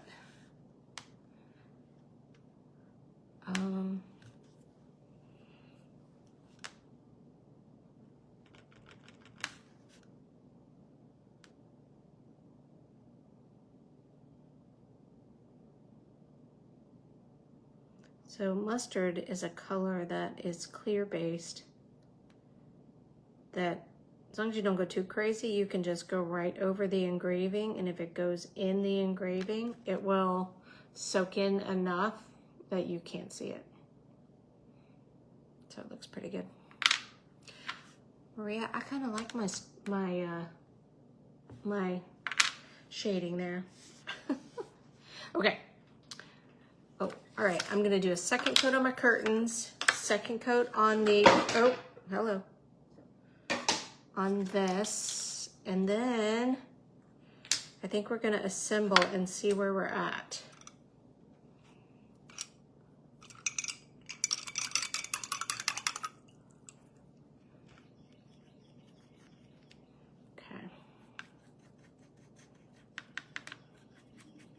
No matter what I do with this red, because I don't, well, not no matter what I do, I don't put it on heavy.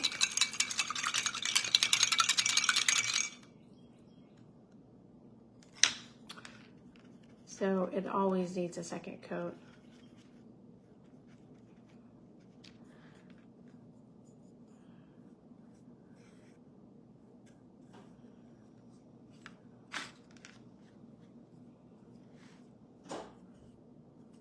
To get a good richer red and not have like a pinky undertone.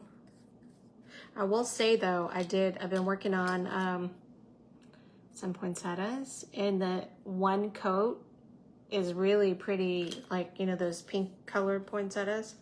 The one coat of this is that color almost exactly. I kind of left most of mine at that color, funny enough. Okay.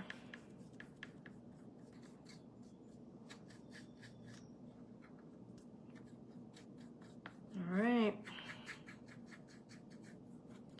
Now we're gonna see what she looks like.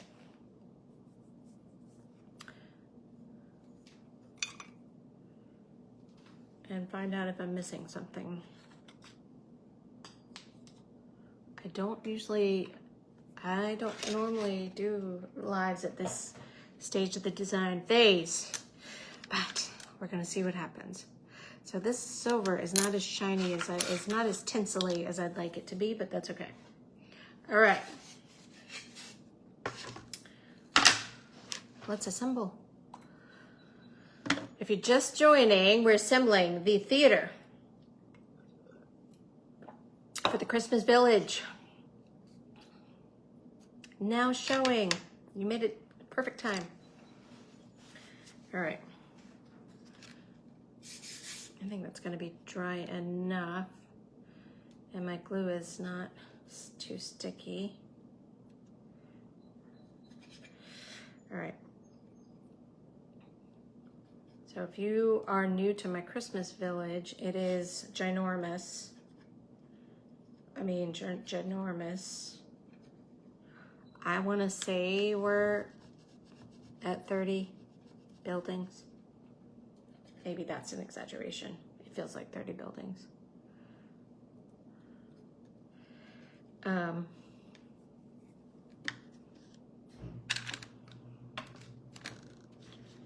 There's a lot.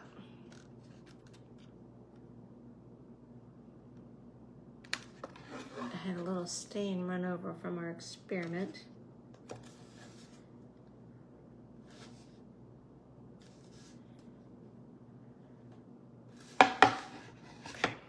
I'm gonna do this like the back and just be careful with my wet curtains.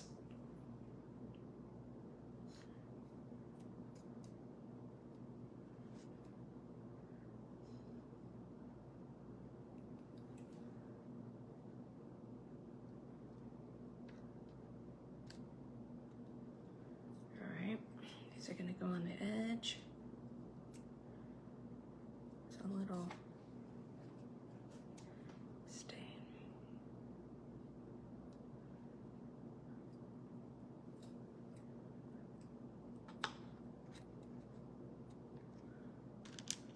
Hallelujah.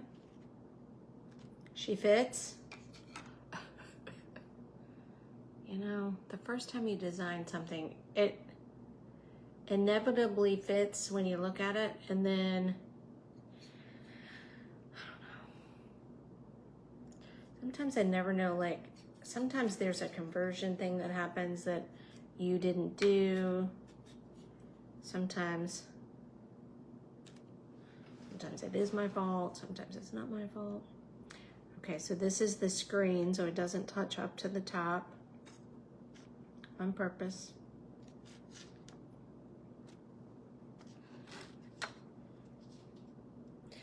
And I did not paint the stand yet, but I'm gonna, I always like to, this will help me make sure that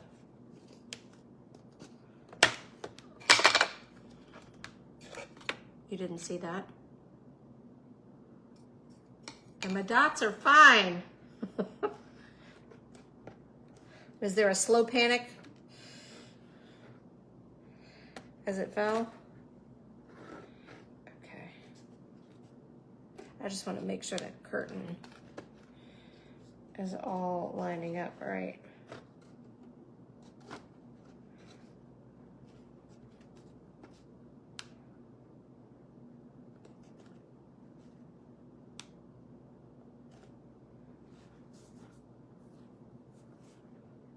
All right, round 2 of the screen.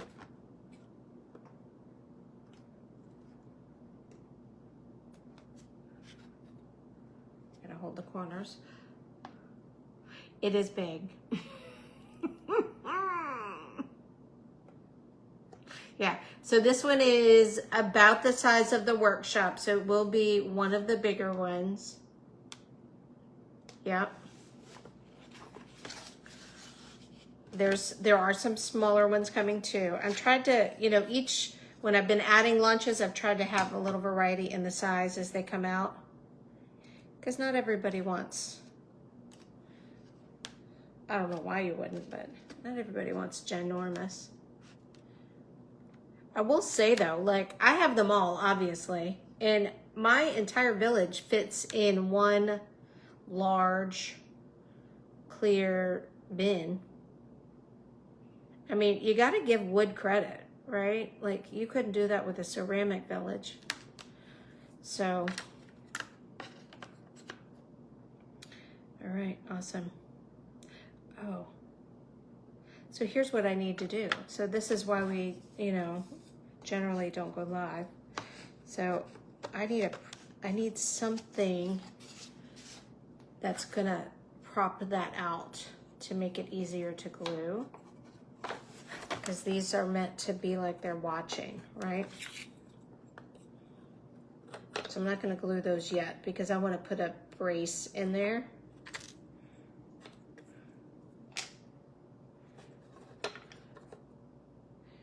But they're cute. I'll just show you. And then the popcorn goes on one. And the soda, and there's tickets. There's a pair of tickets that is together that I lost somewhere between the machine and the table. So that's the back. Oh, and minus, oh, I didn't paint these. I'll paint them later. Cute little real decor for the curtains. Goes right there. Cute, right? Okay, so that's the back. And I need this is where we you know, do these things. I'm gonna wait on these two so that they can be properly lined up. And I'll show you, see the dots survived. So now what I'm gonna do, just to make sure the dots don't get too messed up, I need, okay, now we'll do the front.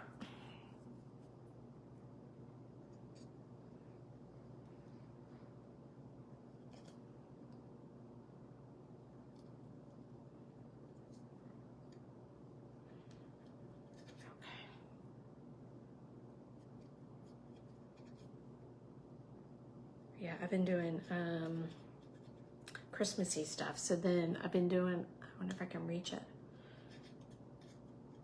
winter flowers to go with the frames. So if you got the wildflower frames, I'm working on winter flowers to go with your frames that are, I think, pretty. Let me see if I can, this is my first frame, and I think so. Dimensional, of course. It's my new jam, you know that. Oh, what glue am I using? Type Bond, quick and thick.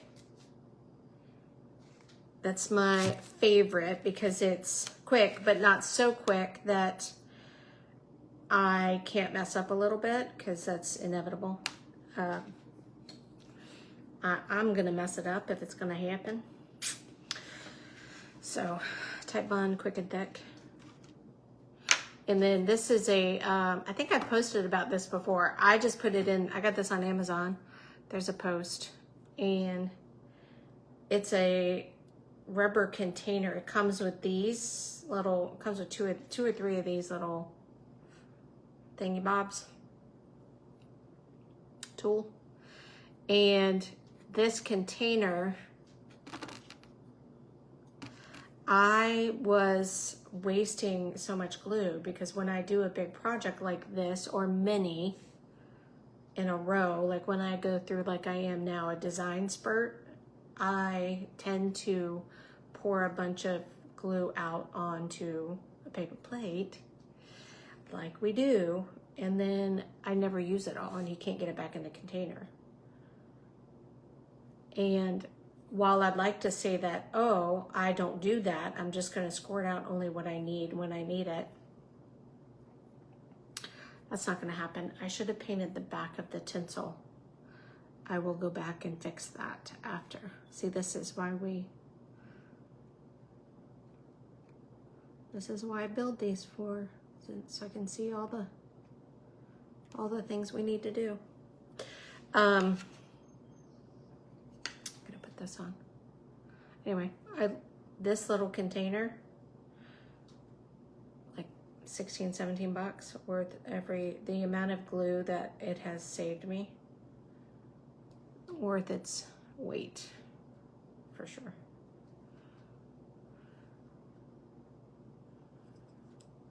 And last I checked, Type Bond was on sale. I might have posted. I did post, I think. I didn't tag. I try not to tag you guys on a ton of those things because I know it's annoying.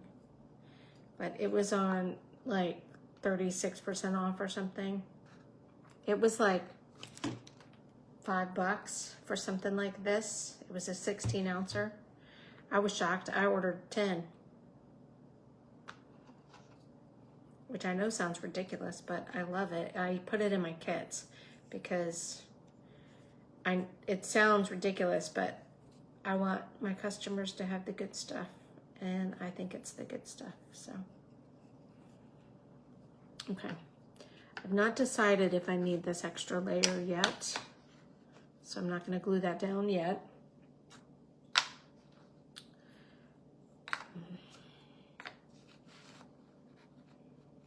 And then I need this. So I like to put, I need to paint the stand, but I need the stand to be able to set this down to the bottom.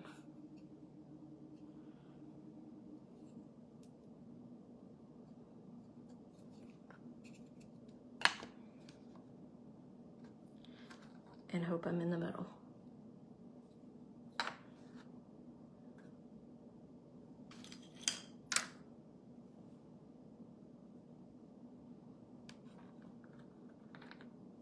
Sorry, you guys can't see. I guess you can see okay. Not too. Does the glue dry? Yes, 100% dries clear. Here you go.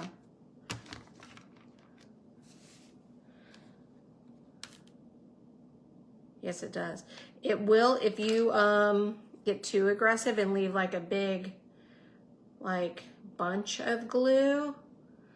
It'll be clear, but you'll see the mound of glue. It doesn't like go away, but it'll be clear. So like, for example, I left a bunch of glue right there in that corner because I'm lazy. I'm not worried about it because I'm not going to be able to see it.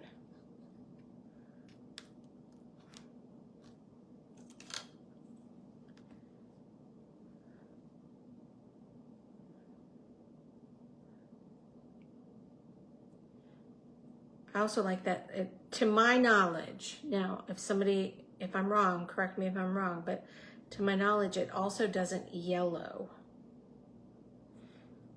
which I know that, I mean, I've had a ton of these pieces for years and I've never seen any of my pieces yellow.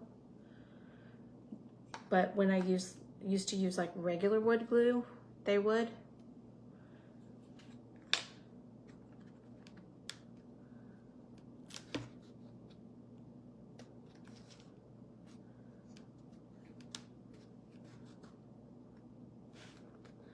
And you have a little bit of time. It's not like forever. Like, I'm still able to, I'll show you, I'm still able to manipulate these a little bit. I have even, like, with some of them, let's say you get it on there and it's just not right. You can pull it off. You may not be able to still reuse the glue that's down, but you can get it off. Like, I'm getting close to needing to reapply glue because I've moved it so many times, but I'm good. I'm good.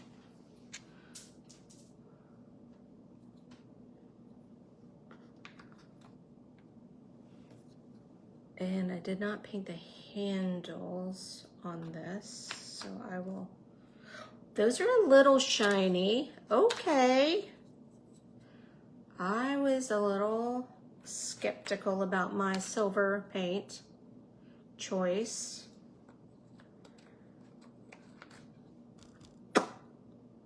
That's a maybe. Okay, let's do a vote. We got 4 people. We can't, that's enough. Okay, I need to decide if we want it like this, where, see how that is raised up and out, or do we not need that and it's raised up just a little bit? So with or without the extra layer, do we think? And maybe it doesn't matter that much. I mean, it's an extra piece of wood that would have to be cut.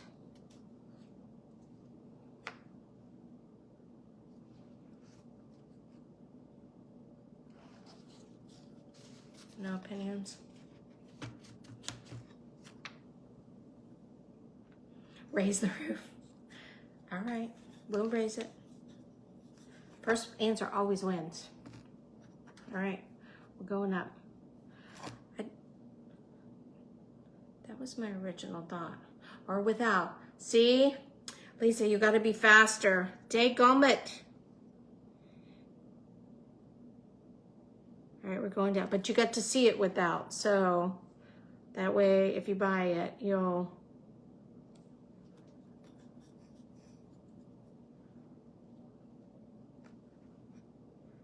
have a sense for what it would look like.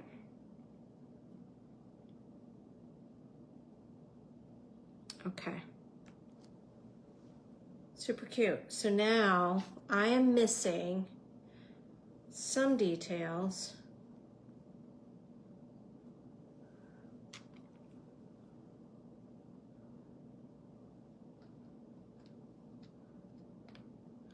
That's his little nose that I didn't paint.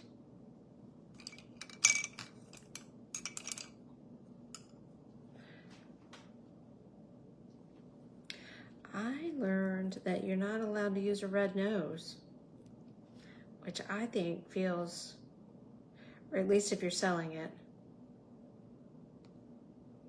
just feels wrong. I think they need to get over it. I mean, how long has it been now? Come on. Okay. Cuteness. The other thing I do like this, you can wipe it off, but I throw it in the water. Yeah, I'll leave the piece. Oh, because it's copyright. The red nose is copyright, apparently. How stinking cute is that? Okay, so I'm missing on the front handles. 1, 2, 3.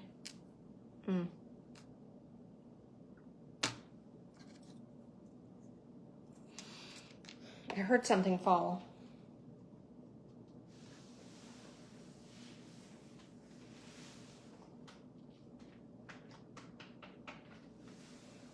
And I don't know that I'm gonna have the sanity to find it, but I'm going to show you what they look like. I'll put these on.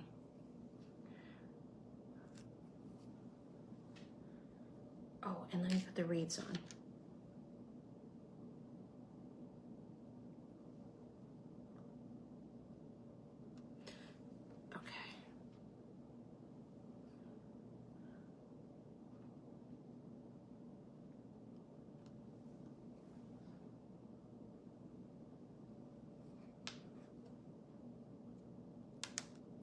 The silver's cute. It'd be really cute with like glitter if you are a glitter person, because tinsel is very shiny.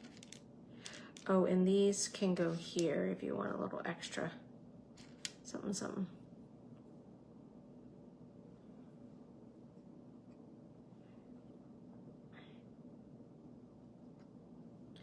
Okay, I'll just put 2 door handles on so you see where they go.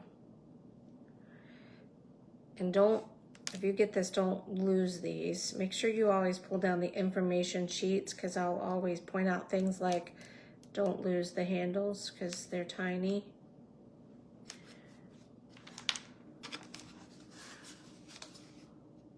Cute. Oh, okay, so what's on the roof? Okay, got reeds on the doors. Let's talk about what's on the roof. Let me tell you, you're gonna hate me. I made popcorn and cranberry garland because it's popcorn. Okay, so they should be dry. Hold on. I'm gonna do it. If you can stick it out with me, we're gonna see what it looks like. So, let me, hold on.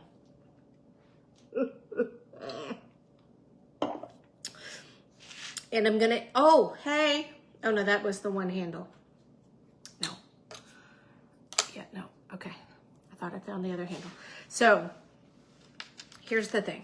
Oh, hold on, I gotta paint a couple of these red. Hang on just a second. Because we need to see the full effect, right?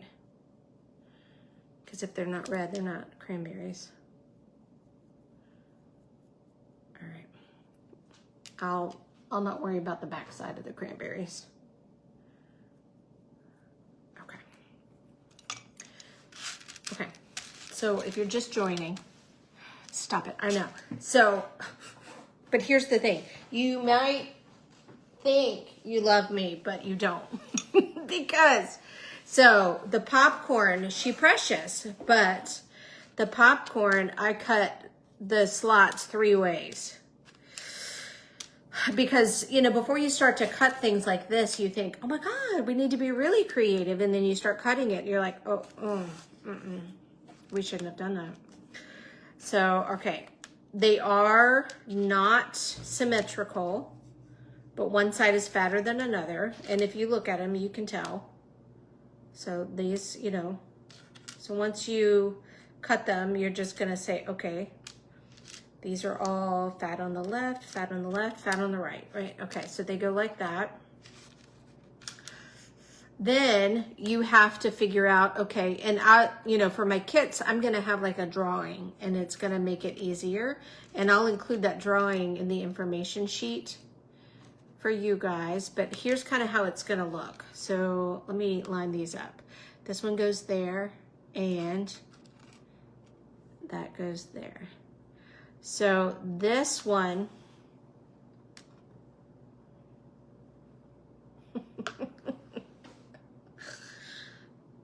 I hate myself. So, you can send me all the hate you want. So what I did was the popcorn, I have it cut to be able to string this way, and on an angle so that when you string it, it will not look like flat, flat, flat, flat, flat. It will move around. I mean, there's logic to what I'm saying, but there's also frustration to that as well. So let's just stop talking and start gluing. Okay, so hang on just a second. So we need to flip this over. This is one of those ones where you're gonna be like, we're not doing that. Because if you don't wanna string them, you could just literally don't take the one that you know what it looks like. Hold on. You could just do this, right? You could just glue it on just like this and all is well. And I think it would be just as precious. But we're gonna see what happens. I've already cut it. I've already made it, designed it. So it will be in the file. I'll give you rights to enlarge it.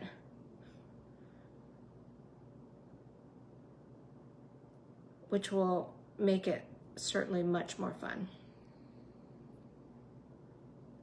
Okay, so that's it glued to, it is. So that's it put together. So the string will go through there.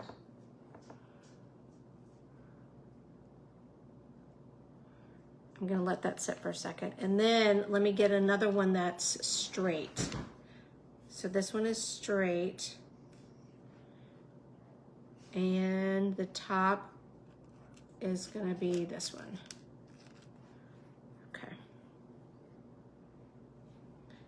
They're not, I tried to make them not too difficult to figure out.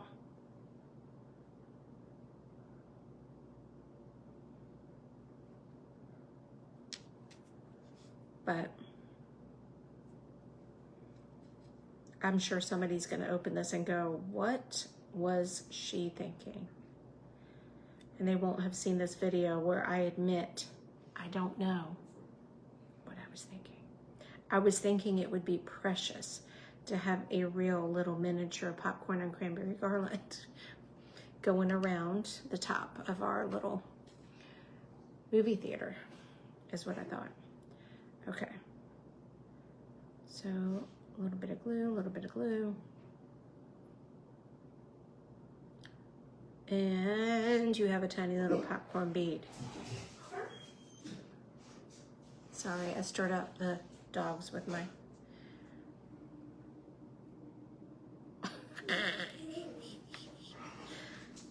no, we're not going outside. Hey. Okay, I'm gonna only do 2 on this live and then I'll do 1 cranberry.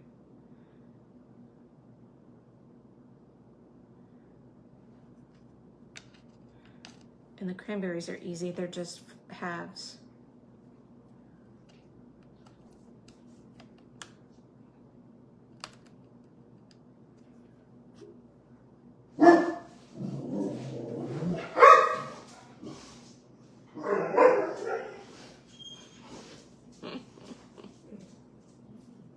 Anybody else have that all day long?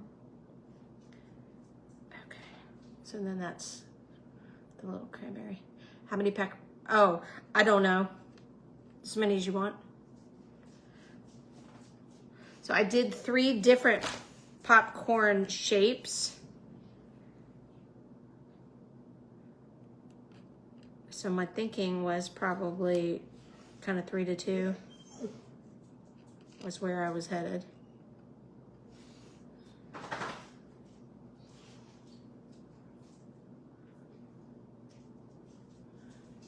I did that a little too fast. Definitely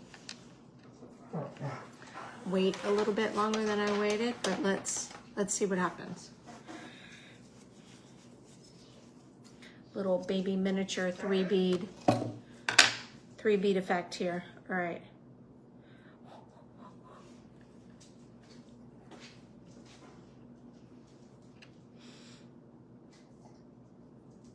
I mean, you know, you got any little kids with little big hands?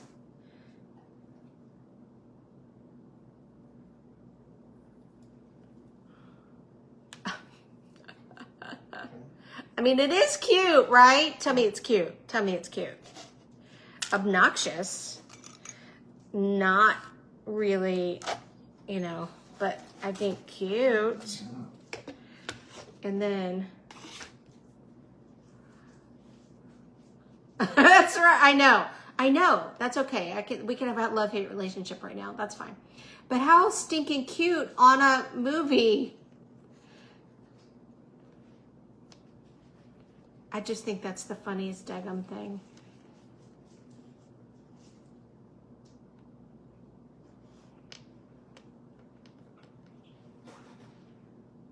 I know. I was trying to decide if we needed to add a marshmallow, but I'm not really sure it would be clear that it was a marshmallow other than a big blob. So I think just sticking with these makes a lot of sense.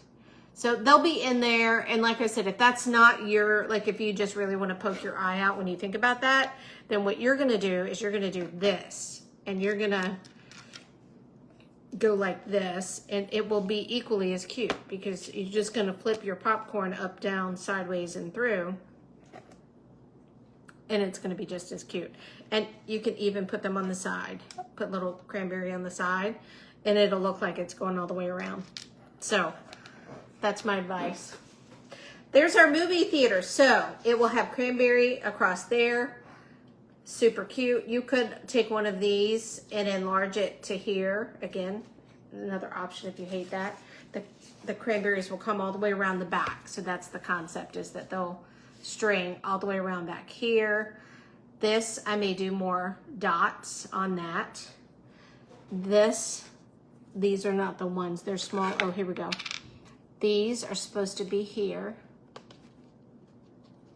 for a little tie back. Right?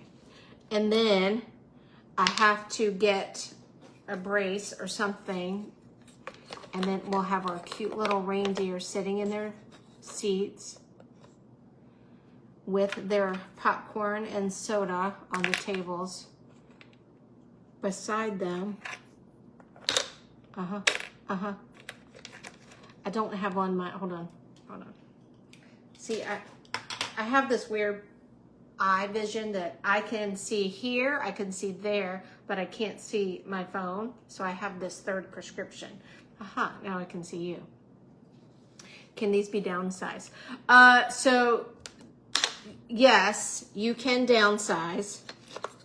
You are welcome to. Some of the pieces you will have to lose to downsize, which is how we got this big. Stop it. Okay, hold on. I'm in for the win now. We're going. We're setting up. Final look. And like I said, last but not least, there are tickets that sit on this table with the soda that is somewhere. Oh my gosh. And again, there'll be the cuteness of cranberries and popcorn all the way across the top there. So fun. All right, so you guys have now had a sneak peek into the next iteration of the village. And if you're new to the village, just check out, look at, there is a whole section on the village. She big, not just in size, but in number of pieces, because it's been around a while. So, I mean, it really is the thing that got this group really going. So check it out. it's fun to do. I think people are having success with it. Some pieces, they're not all this big. They're definitely different sizes. There's like a tower that is, instead of like your countdown calendar, there's the tower, you know how like a town would have a clock? That's your countdown. So, oh, thanks, Jenny. Yeah, this one's, I keep looking at it in the camera. I wanted it to scream Christmas, and I feel like the colors do. So, that's good. There's an ornament shop. There last year, there's a candy shop. There's a train depot. That's been a big hit for me. A lot of people got the train depot. There's a Santa's Workshop, of course. That was a huge hit. Trying to think of some of the ones. But anyway, if you've got ideas, feel free to put them in the comments. I have a long list that I will continue to work towards, but inspiration comes to me. So like if you have an idea that I like better than my idea, I'm gonna do your idea. So feel free. All right, thanks for watching and sticking it out with me. If you ever have any questions about stain, just let me know. But you can always type stain in the group. When will you be able to order it? July at the latest, probably July, maybe end of this month. It's probably gonna be, I'm gonna do a full launch of all of the new arrivals. Right now, there's gonna be 5, there might be 6. So probably late this month, which I know it is, but within the next 10 days, probably. Yeah, so anyway, yeah, so stay tuned, but probably the first week of July, so kind of like Christmas in July for us, so. All right, you guys, have an amazing rest of your week. Wednesday it is. Look at these ginormous glasses. These are the cheapies, because I had to get a second pair of glasses so I could see you. Anyway. These are my real glasses. And now you're a blur. And they're my transitions. So I feel like I'm a Fleetwood Mac living in the 70s. And if you ever have anything about stain, let me know. Any questions about my kits or my designs ever, let me know. I'm always here. I'm poking around. And I'll be